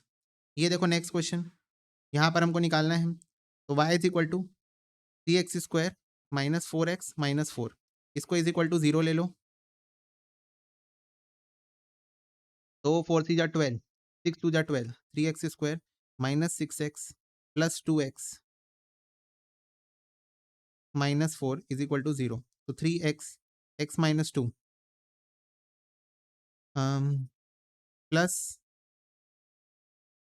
2 x minus 2, तो 3x plus 2 x minus 2 is equal to 0, तो x इज इक्वल टू आ गया 2, x इज इक्वल टू आ गया माइनस 2/3, ये आंसर है। ठीक है,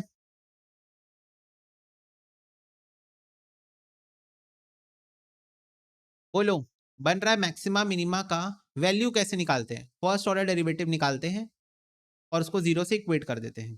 ठीक है, बोलो यस और नो।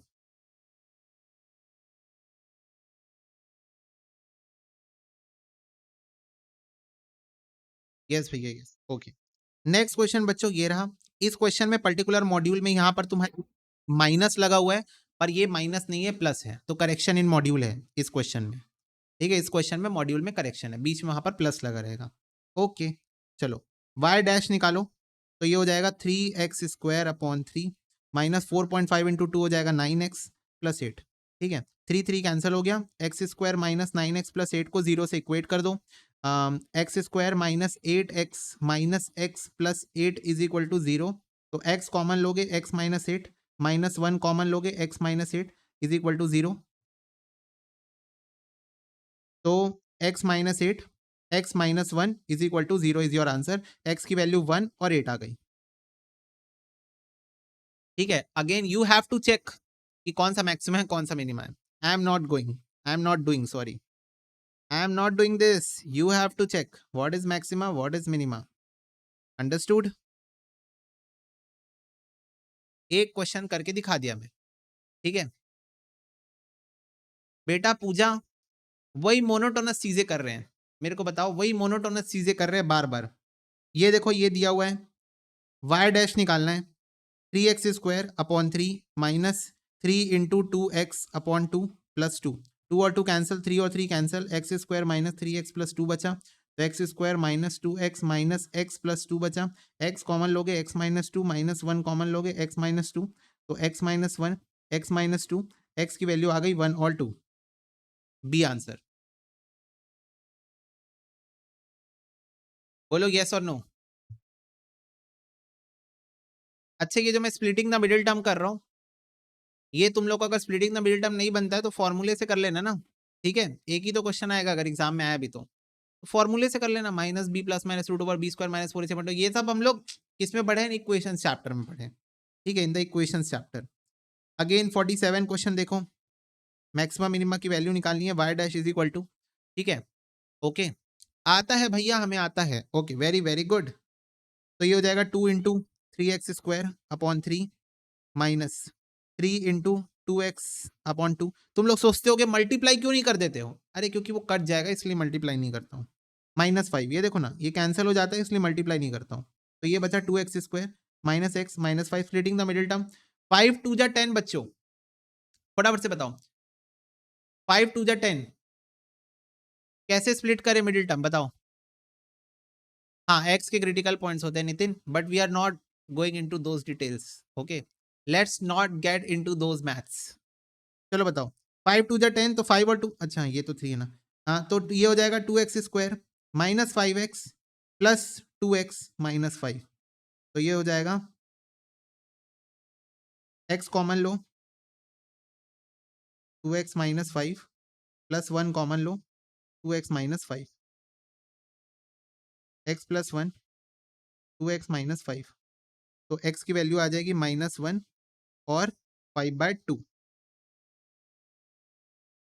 -1 और 5/2, ठीक है।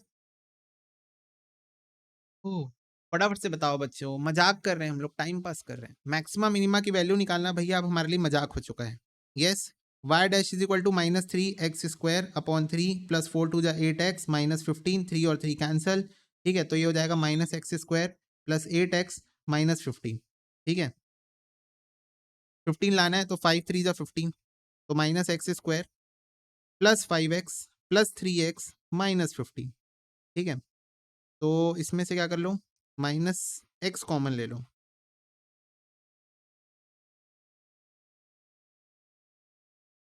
ठीक है। तो ये हो जाएगा x -5, -3 कॉमन ले लो,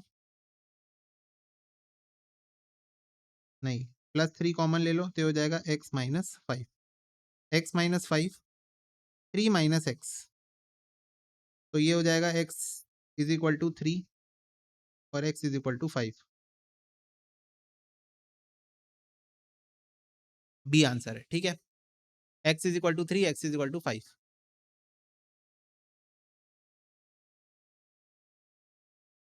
बस last 2 questions of your module, इसके बाद क्वेश्चन खत्म, पैसा हजम। लास्ट 2 क्वेश्चंस ऑफ मॉड्यूल बच्चों, और वही सारी बार बार बेसिक बातें कर रहे हैं हम लोग, वही सारी बेसिक बातें नहीं पता, खत्म ही नहीं होती, चलती ही जा रही है, चलती ही जा रही है।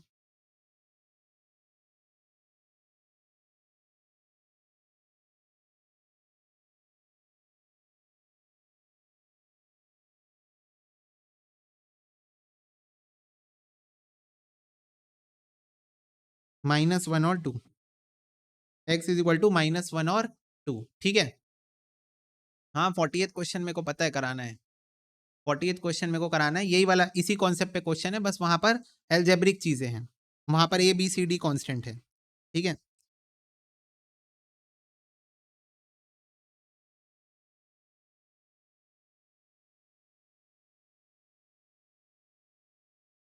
(3x²) यानी कि ये हो जाएगा x² प्लस 2 2 जा 4x प्लस 3, इसको मिडिल टर्म स्प्लिट करेंगे तो x² plus 3x plus x plus 3, ये हो जाएगा x plus 3 plus 1 x plus 3, तो आंसर आ जाएगा x प्लस 1 x प्लस 3, यानी कि x इज इक्वल टू -1 और -3 आ जाएगा, -1 और -3, ठीक है बच्चों, डन। तो that's it for your module questions. अब बताओ, मॉड्यूल के सारे क्वेश्चन एकदम बिंदास बन गए, फटाफट से बताओ। These 6 type of question can be asked in your exam, these 6 type of question. भैया डेमो दिखाओ कि क्या एग्जाम में यही क्वेश्चन आएंगे जो हमने प्रैक्टिस किए हैं, लो देखो demo. Question number 51 first new syllabus के अटेम्प्ट में आया था, आर की वैल्यू दी है, सी की वैल्यू दी है, प्रॉफिट फंक्शन पूछ रहा है बच्चों आपसे, आर की वैल्यू दी है, सी की वैल्यू दी है, प्रॉफिट फंक्शन पूछ रहा है, तो फटाफट से बताओ प्रॉफिट फंक्शन क्या होता है, revenue minus cost. Profit function क्या होता है, रेवेन्यू माइनस कॉस्ट। तो लो रेवेन्यू को पकड़ो, 20x² -15x -10, माइनस कर दो कॉस्ट, 5x² -3x प्लस 16, तो ये हो जाएगा 20x² -15x -10 -5x² plus 3x -16। तो अब इसको सॉल्व करो, 20 माइनस 5 हो जाएगा 15x² -15 है और ये थी, ये तो 12x हो जाएगा, और माइनस माइनस तो ये हो जाएगा -26। बताओ क्या आ गया आंसर, डी आंसर है, 15x² -12x -26। Very very basic question. बताओ, ये तुम्हारे PYQ में आया था। क्वेश्चन नंबर 52 हमने ऑलरेडी कर लिया है, फटाफट से एक बार बता दो।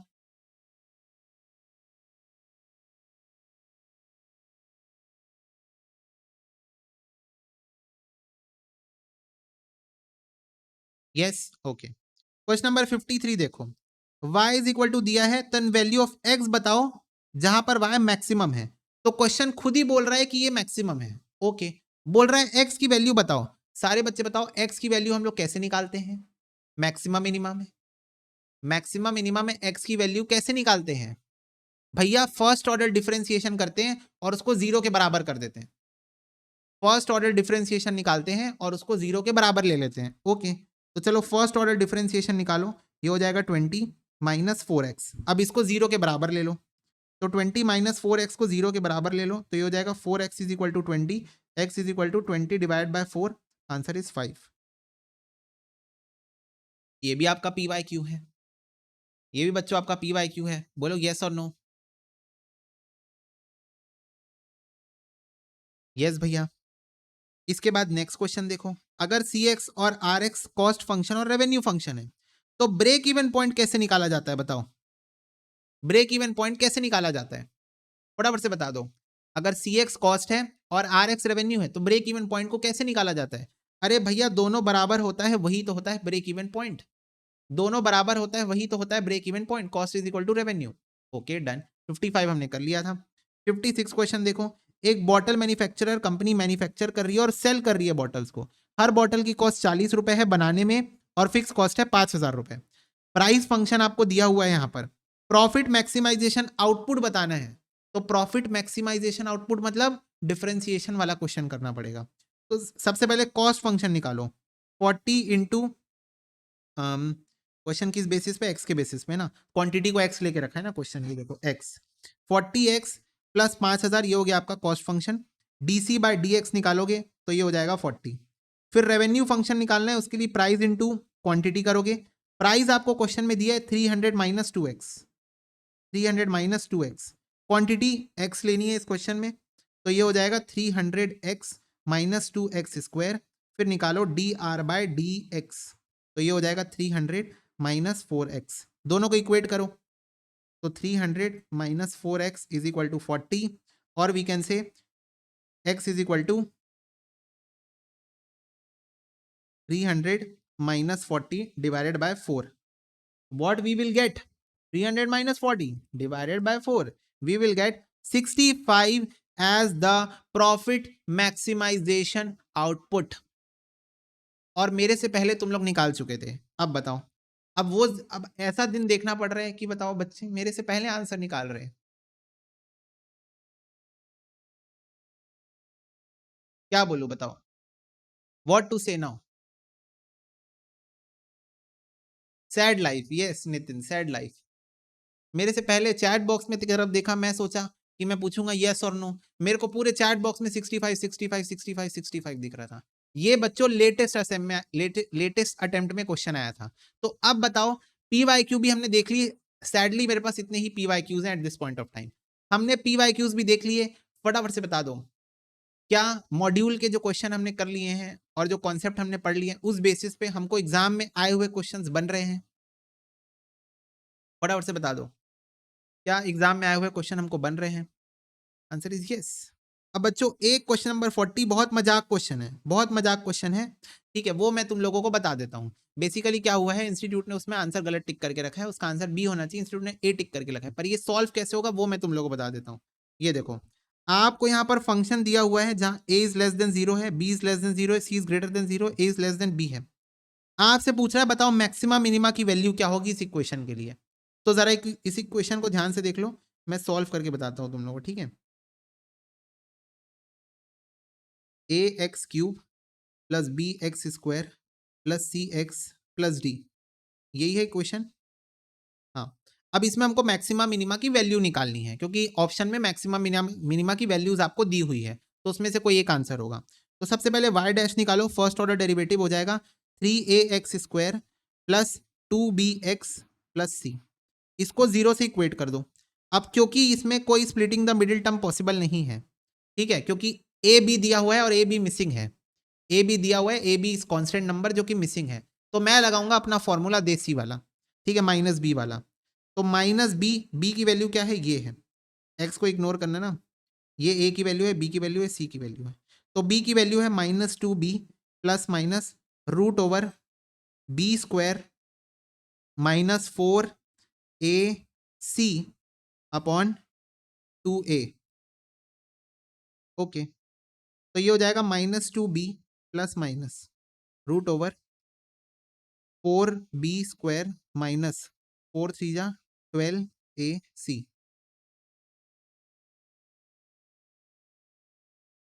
Upon 6a।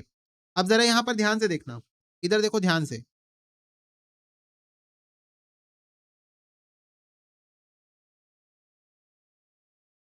ध्यान से देखना ना, -2b प्लस माइनस रूट के अंदर देखो मैं क्या करने जा रहा हूं बच्चों, 4 लिखा है उसको मैं 2 इंटू 2b² लिख दूं, 4 को मैं 2 इंटू 2 लिख दूं, कोई प्रॉब्लम? 4 को मैं नहीं, 2 इंटू 2 क्यों लिख रहा हूं, इसको 4b² ही रहने दो, एक सेकेंड, इसको 4b² ही रहने दो, मैं कह रहा हूं इसको मैं 4 इंटू 3 AC लिख दूं, इसमें किसी को कोई प्रॉब्लम? 12 को मैं बेसिकली पहले भी वही लिखा हुआ था वो 4 इंटू 3AC। एक काम करता हूं मैं तुम लोगों का नंबर ऑफ स्टेप्स कम कर देता हूं, ठीक है भैया, okay. -2b plus minus root over 4b² minus 4 into 3AC, ठीक है, 4 को मैंने मल्टीप्लाई ही नहीं किया, अपॉन 2 इंटू 3a, ठीक है। अब बच्चों ध्यान से देखो, ये 4 और ये 4 को हम ले लेंगे कॉमन, अच्छा, तो ये हो जाएगा -2b plus minus root over, लो 4 को कॉमन, तो अंदर बचा b² minus 3AC upon 2 into 3 है। अब फटाफट से बताओ 4 रूट 2 बन के बाहर निकलेगा, फटाफट से बताओ 4 रूट 2 बन के बाहर निकलेगा क्या? रूट ओवर 4, रूट ओवर 4 2 बन के बाहर निकलेगा ना, 4 का रूट क्या होता है, 2 तो होता है, यस। तो -2b प्लस माइनस 2 को बाहर निकाल दो, 4 बाहर निकल गया बेसिकली, अंदर बचा b² माइनस 3AC और नीचे है 2 इंटू 3a। अब देखो यहां से भी दो दो 2 है, ये और ये, इसको कॉमन ले लो, कॉमन ले लो, तो 2 कॉमन ले लिया हमने, अंदर बचा -b plus minus root over b² minus 3AC upon 2 into 3a। अब यहां पर 2 और 2 कैंसिल हो गया, 2 और 2 कैंसिल हो गया, और बच्चों आंसर आया है -b plus minus root over b² minus 3AC upon 3a। तो एक वैल्यू प्लस में होगी, एक वैल्यू माइनस में होगी, और यही आपकी एक्स की दो वैल्यू है। फटाफट से बताओ यहां तक सबको समझ में आ गया? एक वैल्यू प्लस होगी -b प्लस रूट ओवर, और एक वैल्यू होगी -b माइनस रूट ओवर, तो यही दो एक्स की वैल्यूज है आपकी। तो हमने मैक्सिमा मिनिमा, हमने दो वैल्यूज एक्स की निकाल ली। अब ये पता लगाना है कौन सी मैक्सिमा कौन सी मिनिमा, क्योंकि जरा आंसर को देखो, जरा तुम लोग आंसर को देखो, वही तो पता लगाना है कि दो वैल्यूज है, कौन सी मैक्सिमा है कौन सी मिनिमा है। इंस्टीट्यूट ने इसको मैक्सिमा बोला है और इसको मिनिमा बोला है, जबकि जबकि मैं अब तुम लोग के सामने सॉल्व कर रहा हूं, मेरे अकॉर्डिंग ये मिनिमा आना चाहिए और ये मैक्सिमा आना चाहिए, ठीक है। तो मैं तुम लोग को दिखा रहा हूं कैसे, सेकेंड ऑर्डर डेरिवेटिव निकालना पड़ेगा। चलो, तो सेकेंड ऑर्डर डेरिवेटिव निकालो इस इक्वेशन का,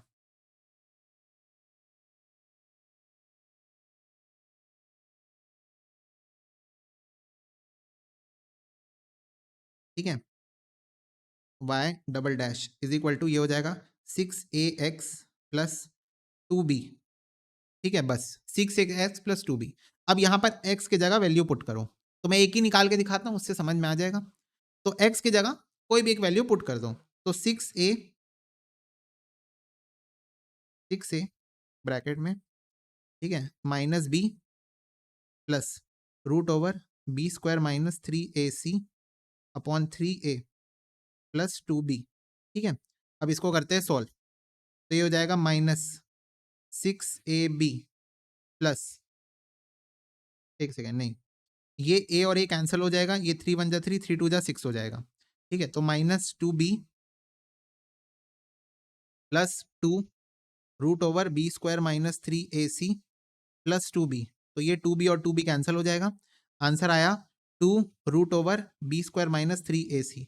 अब बताओ ये आंसर 0 से तो बड़ा है, पॉजिटिव है ना आंसर, आंसर पॉजिटिव है, मतलब ये 0 से तो बड़ा है ना, अगर नेगेटिव होता तो 0 से छोटा होता, तो 0 से बड़ा है मतलब ये आ गया मिनिमा, 0 से बड़ा है मतलब ये आ गया मिनिमा। अब बच्चों मिनिमा कब आया, जब बीच में मैंने प्लस लिया था, बीच में जब मैंने प्लस लिया था तो आंसर आया मिनिमा। वैसे तो मॉड्यूल में बहुत सारी मिस्टेक्स हैं, ठीक है, तो this can also be considered as mistake. तो देखो जब बीच में प्लस है तब आया आंसर मिनिमा, तो इसका मतलब आंसर बी है। आ गया समझ में, आंसर बी है, ए नहीं है इसका आंसर। तो मॉड्यूल में इन टोटल 5 मिस्टेक है, 4 क्वेश्चन में मिस्टेक है और एक आंसर में मिस्टेक है। तो 50 में से 10% क्वेश्चन, यानी कि 5 क्वेश्चन में इंस्टीट्यूट ने मिस्टेक की है, 4 क्वेश्चन में क्वेश्चन में गलतियां कर दी है, और एक क्वेश्चन में आपका क्या बोलते हैं, ये गलत है, आंसर गलत है, ठीक है। एक क्वेश्चन नंबर 50 में गलती है ना, क्वेश्चन नंबर 50 में क्या गलती है मैं बता देता हूं। क्वेश्चन नंबर 50 बच्चों, इंस्टीट्यूट ने यहां पर एक्स स्क्वायर लेके रखा है, वो एक्स क्यूब होगा, ठीक है, ये गलती है। क्वेश्चन नंबर 50 अगर आप मॉड्यूल में देखोगे, इंस्टीट्यूट ने एक्स स्क्वायर लेके रखा है, ये एक्स क्यूब होगा, तो ये एक गलती है। तो 4 मैंने गलतियां बता दी, और एक आपका आंसर में मिस्टेक है, बाकी सारे क्वेश्चन और आंसर मॉड्यूल में सही है, ठीक है। तो बी इसका आंसर आ गया। मेरे को फटाफट से बताओ सॉल्यूशन सबको समझ में आ गया? ये देखो, ध्यान से देखो, आराम आराम से करोगे बन जाएगा, एकदम इजी था, बस कॉमन लेने वाला दिमाग लगाना है, कॉमन लेने वाला दिमाग लगाना है। सबसे पहले फर्स्ट ऑर्डर डेरिवेटिव निकालोगे, उसको जीरो से इक्वेट करोगे, एक्स की 2 वैल्यू आ जाएगी, एक प्लस वाली एक माइनस वाली। फिर आप सेकंड ऑर्डर डेरिवेटिव निकाल के एक्स की एक भी वैल्यू उठा के पटकोगे वहां पर। अगर आंसर पॉजिटिव आया मतलब जीरो से बड़ा है मतलब मिनिमा, अगर आंसर नेगेटिव आया मतलब जीरो से छोटा मतलब मैक्सिमा। ओके, ये आ सकता है एग्जाम में, मुझे नहीं लगता बहुत बड़ा क्वेश्चन हो जाएगा ये अगर एग्जाम में आया तो, पर गॉड नोस, मॉड्यूल में दिया है तो आई कैन नॉट कमेंट, ठीक है। ओके, इतने बड़े क्वेश्चन 2 मार्क्स में वैसे आने चाहिए नहीं, मतलब अगर मैं एथिकली बात करूं तो इतने बड़े क्वेश्चन नहीं आने चाहिए एग्जाम में, ठीक है, एथिकली।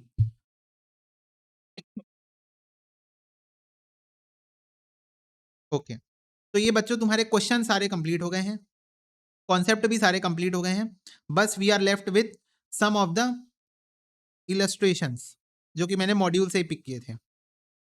ये देखो, इधर देखो, अगर आपसे क्वेश्चन बोले डेरिवेटिव निकालो of function of a function, यानी कि सिंपल शब्दों में a variable y may be a function of a second variable z which again may be a function of third variable x, जैसे कि for example like this, y is equal to z square plus 3, okay, और z is equal to 2x plus 1।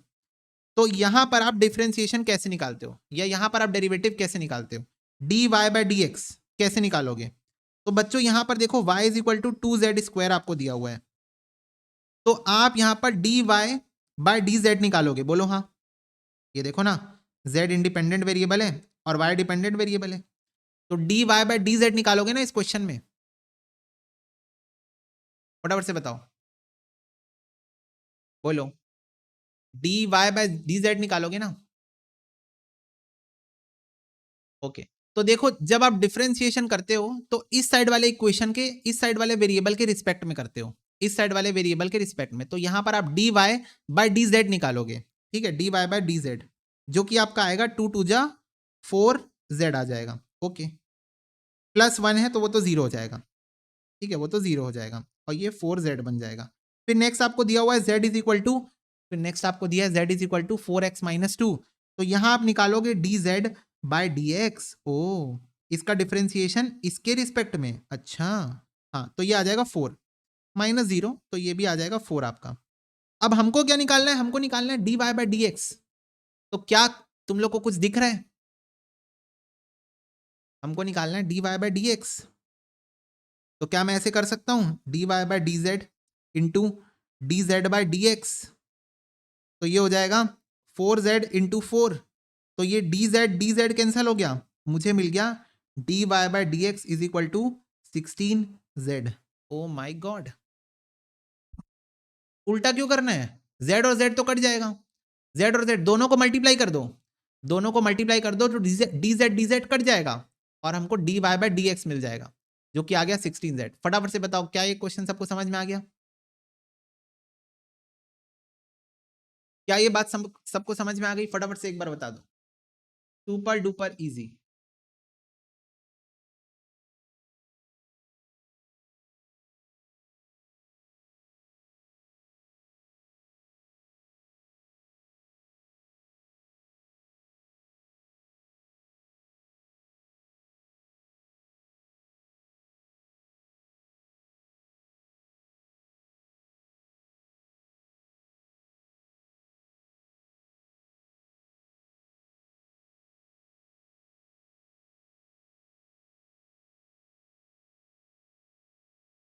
Okay, yes. अब बच्चों जो 16z तुम्हारा answer आया है, तो z की वैल्यू क्वेश्चन में गिवन है, हो सकता है इंस्टीट्यूट एग्जाम में ऑप्शंस में आपको z की वैल्यू पुट करके आंसर बताए, तो z की वैल्यू पुट कैसे करोगे, बस 16z आया है तो 16 में इंटू कर देना, 2x प्लस 1, ठीक है। तो ये हो जाएगा 16 टू जा 32x प्लस 16। तो हो सकता है इंस्टीट्यूट ये वाला ऑप्शन दे दे आपको, ठीक है। बोलो यस और नो। अच्छा सॉरी, 4x माइनस 2 है ना वैल्यू, 4x माइनस 2 है वैल्यू। ये मैं क्या देख रहा हूँ, ये वाले z, ये वाला क्वेश्चन सॉल्व कर रहे हैं ना हम लोग, ये वाला क्वेश्चन। 4x माइनस 2 है तो 16 4 का कितना होता है, ये होता है 64x माइनस 16 इंटू 2 हो जाएगा 32। तो हो सकता है इंस्टीट्यूट ऐसे आपको ओपन करके वैल्यू दे x के टर्म्स में, तो ठीक है। 16z आंसर है, z की वैल्यू डाल देना वहां पर। तो सारे बच्चे बताओ ये समझ में आया सबको, ये आपका इम्प्लीसिट वाला टाइप का नहीं हो गया, इम्प्लीसिट नहीं, पैरामेट्रिक, पैरामेट्रिक, इम्प्लीसिट तो अगला है, पैरामेट्रिक टाइप नहीं हो गया कि y is equal to something something, z is equal to something something. तो बच्चों इसका डिफरेंशिएशन करोगे विथ रिस्पेक्ट टू z, फिर z का डिफरेंशिएशन करोगे विथ रिस्पेक्ट टू x, तो आपको मिलेगा dy बाय dz और dz बाय dx। दोनों को मल्टीप्लाई कर दोगे तो dz dz कैंसिल हो जाएगा, दोनों को मल्टीप्लाई करोगे तो dz और dz कैंसिल हो जाएगा, you will get dy by dx। समझ में आ गया। इफ ये तो बहुत एक्सट्रीम सिचुएशन वाले क्वेश्चन है, अगर एग्जाम में आए तो समझ रहे हो, बहुत एक्सट्रीम सिचुएशन में क्वेश्चन आ सकते हैं, पर मैं फिर भी again my target is to comprehensive coverage, that's why. Okay बन गया। यस, नेक्स्ट है बच्चों इम्प्लीसिट फंक्शन का डेरिवेटिव। इसके ऊपर भी मैंने एक इलस्ट्रेशन लेके रखा था, बता तो मैंने दिया है कॉन्सेप्ट ये वाला तुम लोग को। ये देखो 3x की power 4 minus x square Y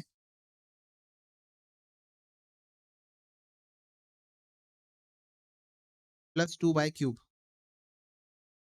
is equal to 0। अब इसका डिफरेंशिएशन निकालना है, तो सबसे पहले 4 3 जा 12 एक्स का क्यूब, ठीक है, ओके, इंटू एक्स का डिफरेंशिएशन 1 ही होता है, माइनस, अब यहां पर प्रोडक्ट रूल लग जाएगा, तो एक्स स्क्वायर का डिफरेंशिएशन हो जाएगा 2x into Y plus y का डिफरेंशिएशन हमको पता नहीं है, तो dy बाय dx, पता नहीं है मतलब dy बाय dx लिखते हैं, y का differentiation dy by dx into x square, ये लग गया product rule, plus 2y cube है तो 3 2 जा 6y square into again y का differentiation dy by dx, chain rule के तहत, चेन रूल के तहत, ठीक है, ओके। और यहां पर प्रोडक्ट रूल लगा ना, यहां पर प्रोडक्ट रूल लग गया, ध्यान में रखना, ये देखो ये लग गया प्रोडक्ट रूल, और यहां पर लग गया चेन रूल, यहां पर लग गया chain rule dy by dx। तो ये हो जाएगा 12x का cube minus 2xy minus dy by dx x square plus 6y square dy by dx। अब मुझे तो dy बाय dx निकालना है, तो यहां से dy बाय dx को कॉमन लो और ये दोनों को तो फेंक दो उधर, कोई काम के नहीं है। तो dy बाय dx को अगर मैं कॉमन लूँ तो अंदर बचेगा 6y square minus x square is equal to, उन दोनों को उधर भेजो तो 2xy माइनस 12x क्यूब हो जाएगा। तो dy बाय dx का वैल्यू आएगा 2xy minus 12x cube upon 6y square minus x square, ठीक है। तो ये आपका इम्प्लीसिट के ऊपर एक और क्वेश्चन है, इसको जरा ध्यान से एक बार देख लो। इम्प्लीसिट के ऊपर तुम लोगों को पिछली क्लास में थोड़ा बहुत डाउट आया था इम्प्लीसिट में, मैंने 2 3 तरीके से बताया था तुम लोग को इम्प्लीसिट के ऊपर। ये देखो एक और क्वेश्चन। अब इस वाले क्वेश्चन में बच्चों y इज इक्वल टू आप निकाल ही नहीं सकते, क्योंकि यहां पर 2 बार y है और एक बार तो अकेला y है, एक बार तो y का क्यूब बैठा हुआ है, एक बार तो y का क्यूब बैठा हुआ है, ठीक है। तो बताओ किसी स्टेप में डाउट है तो बताओ, किसी स्टेप में डाउट है तो बताओ।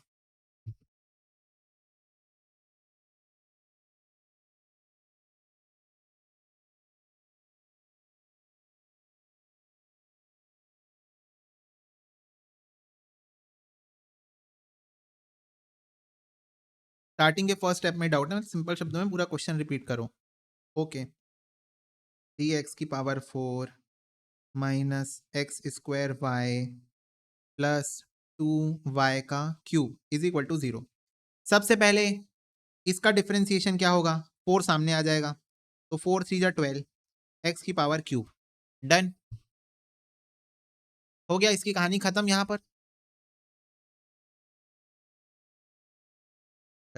माइनस, अब ये भाई साहब x square into y product rule बनाने वाले हैं, बनाने वाले कि नहीं बनाने वाले बताओ? एक्स स्क्वायर इंटू वाई है, तो प्रोडक्ट रूल बन रहा है कि नहीं बन रहा है? वही पहले वाले का डिफरेंशिएशन इंटू दूसरा वाला प्लस दूसरा वाले का डिफरेंशिएशन इंटू पहला वाला। ओके, तो पहले वाले का डिफरेंशिएशन एक्स स्क्वायर है, 2x हो जाएगा। Differentiation of x square into Y plus differentiation of y into x square. Okay, differentiation अभी मैंने किया नहीं, प्लस प्लस यहां पर लगेगा चेन रूल। नहीं नहीं, प्रोडक्ट रूल में पहला और दूसरा किसी को भी मान लो, कोई प्रॉब्लम नहीं है, लेकिन डिवीजन रूल में ऊपर वाले को ही पहला मानना है और पहले उसी को डिफरेंशिएट करना है, याद रखना इस बात को, ठीक है? डिवीजन रूल में फॉर्मूले में भी वैसे लिखा हुआ है, फॉर्मूले में भी वैसे लिखा हुआ है, ये देखो, डिवीजन रूल में आपको ऊपर वाले को ही पहले डिफरेंशिएट करना है, ठीक है? ये बात याद रखना। इसमें तो किसी को भी पहले ले लो, किसी को भी बाद में ले लो, कोई फर्क नहीं पड़ेगा, पर डिवीजन रूल में ऊपर वाले को ही पहले लेना है, ठीक है? और नीचे वाले को बाद में लेना है। ओके, इस बात का ध्यान रखना। ओके भैया, चलो वापस आ जाओ, इधर देखो, इसका डिफरेंशिएशन निकालना है बच्चों। तो सबसे पहले y के क्यूब का डिफरेंशिएशन, तो y का क्यूब क्या हो जाएगा? 3y स्क्वायर हो जाएगा, 2 इंटू 3y स्क्वायर इंटू बच्चों चेन रूल, तो y का डिफरेंशिएशन भी तो निकलेगा ना, फटाफट से बताओ, चेन रूल, तो y का भी डिफरेंशिएशन लगेगा ना, पहले y क्यूब का डिफरेंशिएशन निकलेगा, फिर y का निकलेगा। बोलो यस और नो, सोनम बताओ, पहले y क्यूब का निकलेगा फिर y का निकलेगा। भैया हाँ, ये तो मैं समझ गई, पर फिर यहां पर भी आप वैसे ही करो ना, पहले x की पावर 4 का डिफरेंशिएशन निकालो, फिर x का डिफरेंशिएशन निकालो। मैंने बोला ओके सोनम, ओके, x की पावर 4 का डिफरेंशिएशन होता है 3 into 4x cube into x का डिफरेंशिएशन, जो कि 1 हो जाएगा, जो कि 1 हो जाएगा, ठीक है? तो this is the full form जो मैं लिख सकता था, फुलेस्ट फॉर्म, जितना मैं फैला सकता था मैंने पूरा फैला दिया है।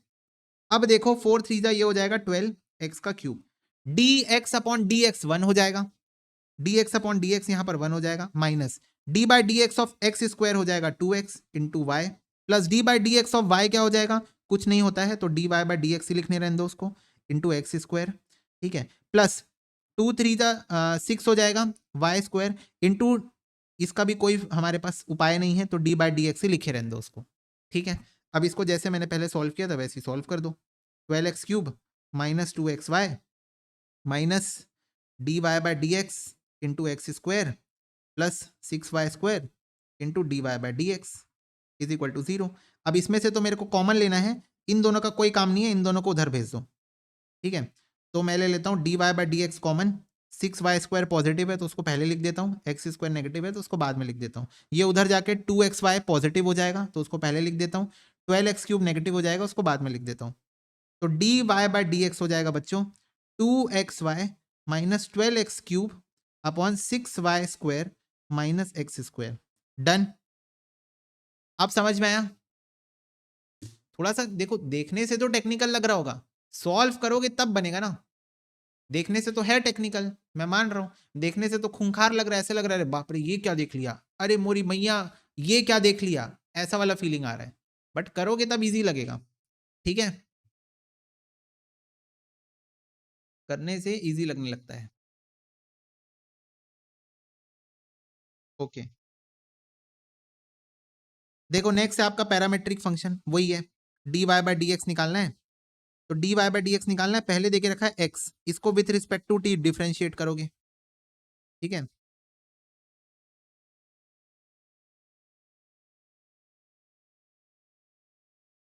y is equal to 2t square, तो पैरामेट्रिक फंक्शन में d Y by D x हमको निकालना है, ठीक है? तो सबसे पहले डी एक्स को आप डी टी के रिस्पेक्ट में डिफरेंशिएट करोगे तो ये हो जाएगा 4, और फिर आप डी वाई को भी डी टी के रिस्पेक्ट में डिफरेंशिएट करोगे तो ये हो जाएगा 4t। ओके, अब मुझे निकालना है D Y by D x निकालना है, ठीक है? तो D Y by D X इन दोनों को मल्टीप्लाई करने से तो निकल नहीं पाएगा, नहीं निकल पाएगा इसको मल्टीप्लाई करने से, तो हमको क्या करना पड़ेगा, इसको उल्टा करना पड़ेगा ना, ध्यान से देखो और बताओ, डी वाई तो ऊपर है पर डी एक्स को नीचे लाना पड़ेगा, डी वाई तो ऊपर ही है पर डी एक्स को नीचे लाना पड़ेगा ना मल्टीप्लाई करने के लिए, तो इसको उल्टा कर दो, यहां पर इसको उल्टा कर दो, तो d t upon D x is equal to 1/4 कर दो। ओके, अब दोनों को मल्टीप्लाई कर दो, इन दोनों को अब मल्टीप्लाई कर दो, तो dy by dt into d t by D x, ये हो जाएगा 40 इंटू 1/t, सॉरी 1/4। तो ये dt कटा, ये हो जाएगा dy by D x is equal to 4 और 4 कटा, t आंसर आ गया। बोलो पैरामेट्रिक तो एकदम इजी लग रहा होगा। जो बच्चों लेफ्ट हैंड साइड रहता है उसको आप डिफरेंशिएट करते हो with respect to right hand side, ठीक है। जो लेफ्ट हैंड साइड होता है उसको आप डिफरेंशिएट करते हो with respect to right hand side. बोलो हाँ।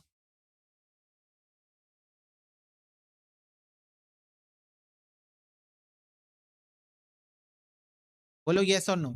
यस भैया यस।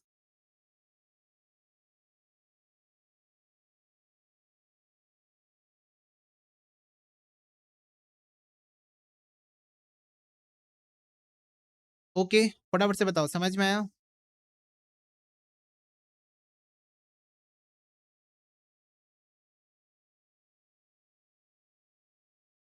समझ में आया क्या? बताओ। ओके ये देखो, सेकेंड ऑर्डर डेरिवेटिव हमने पढ़ लिया है। एक्स की पावर 4 है तो 3x² वाई डैश और वाई डबल डैश हो जाएगा 6x। सॉरी क्या कर रहा हूं मैं, 4x³ हो जाएगा और वाई डबल डैश हो जाएगा 12x²। सेकेंड ऑर्डर डेरिवेटिव सीख गए आपने? फटाफट से बताओ। क्या आप सेकेंड ऑर्डर डेरिवेटिव, सोनम यही बता रहा था मैं कि सेकेंड ऑर्डर डेरिवेटिव मतलब 2 बार डेरिवेटिव निकालना, 2 बार, ठीक है। एक बार निकालो तो 4x³, फिर दूसरी बार निकालो तो 4 3 12x², ठीक है। ओके और उसके बाद बच्चों ये देखो, इसके बाद मैंने आपके बुक के ही कुछ इलस्ट्रेशंस यहाँ पर रखे हुए हैं जो कि आपके इक्वेशंस के ऊपर है। ये देखो यहाँ पर इक्वेशन बनाना पड़ेगा, यहाँ पर आपको इक्वेशन बना के दिया हुआ है, तो प्रॉफिट मैक्सिमाइजेशन बताना है लेवल, ठीक है। यहाँ पर प्रॉफिट मैक्सिमाइजेशन लेवल, यहाँ पर भी प्रॉफिट मैक्सिमाइजेशन लेवल, यहाँ पर find the value of x जहाँ पर वाई ऑप्टिमम हो, ठीक है। ओके यहाँ पर जहाँ पर वाई ऑप्टिमम हो, वाई मैक्सिमम मिनिमा और ऑप्टिमम वैल्यूज। तो फटाफट से बताओ, ये आपके मॉड्यूल के इलस्ट्रेशन है, सॉल्व कर लोगे और फिर मॉड्यूल से आंसर चेक कर लेना। कर लोगे तो बताओ, तो हम कह सकते हैं कि ये चैप्टर हमारा कंप्लीट हो गया। फटाफट से बताओ। ये क्वेश्चन सारे मॉड्यूल के ही इलस्ट्रेशंस है, तो मॉड्यूल से आंसर चेक कर लेना सॉल्व करके, ठीक है। सारे वही बेसिक क्वेश्चंस है, वही सारे बेसिक क्वेश्चन जो हमने एमसीक्यू में किए हैं वही सारे क्वेश्चन हैं, ठीक है। ओके तो सारे बच्चे बोल रहे हैं यस भैया हम कर लेंगे, तो इसको बच्चों सॉल्व कर लेना। और ये आपको लास्ट डे जो है आपको इसको रेफर करना है, ये 6 टाइप के क्वेश्चंस को आपको रेफर करना है लास्ट डे में, सो दैट आपको सारी चीजें याद आ जाएगी कि अच्छा अच्छा ओके ओके ऐसे ऐसे करना होता था, ठीक है बच्चा पार्टी। इसी के साथ हमारा कैलकुलस चैप्टर यहाँ पर होता है समाप्त। ओके बच्चा पार्टी, मिलता है अगले सेशन में, तब तक God bless you, take care and bye bye.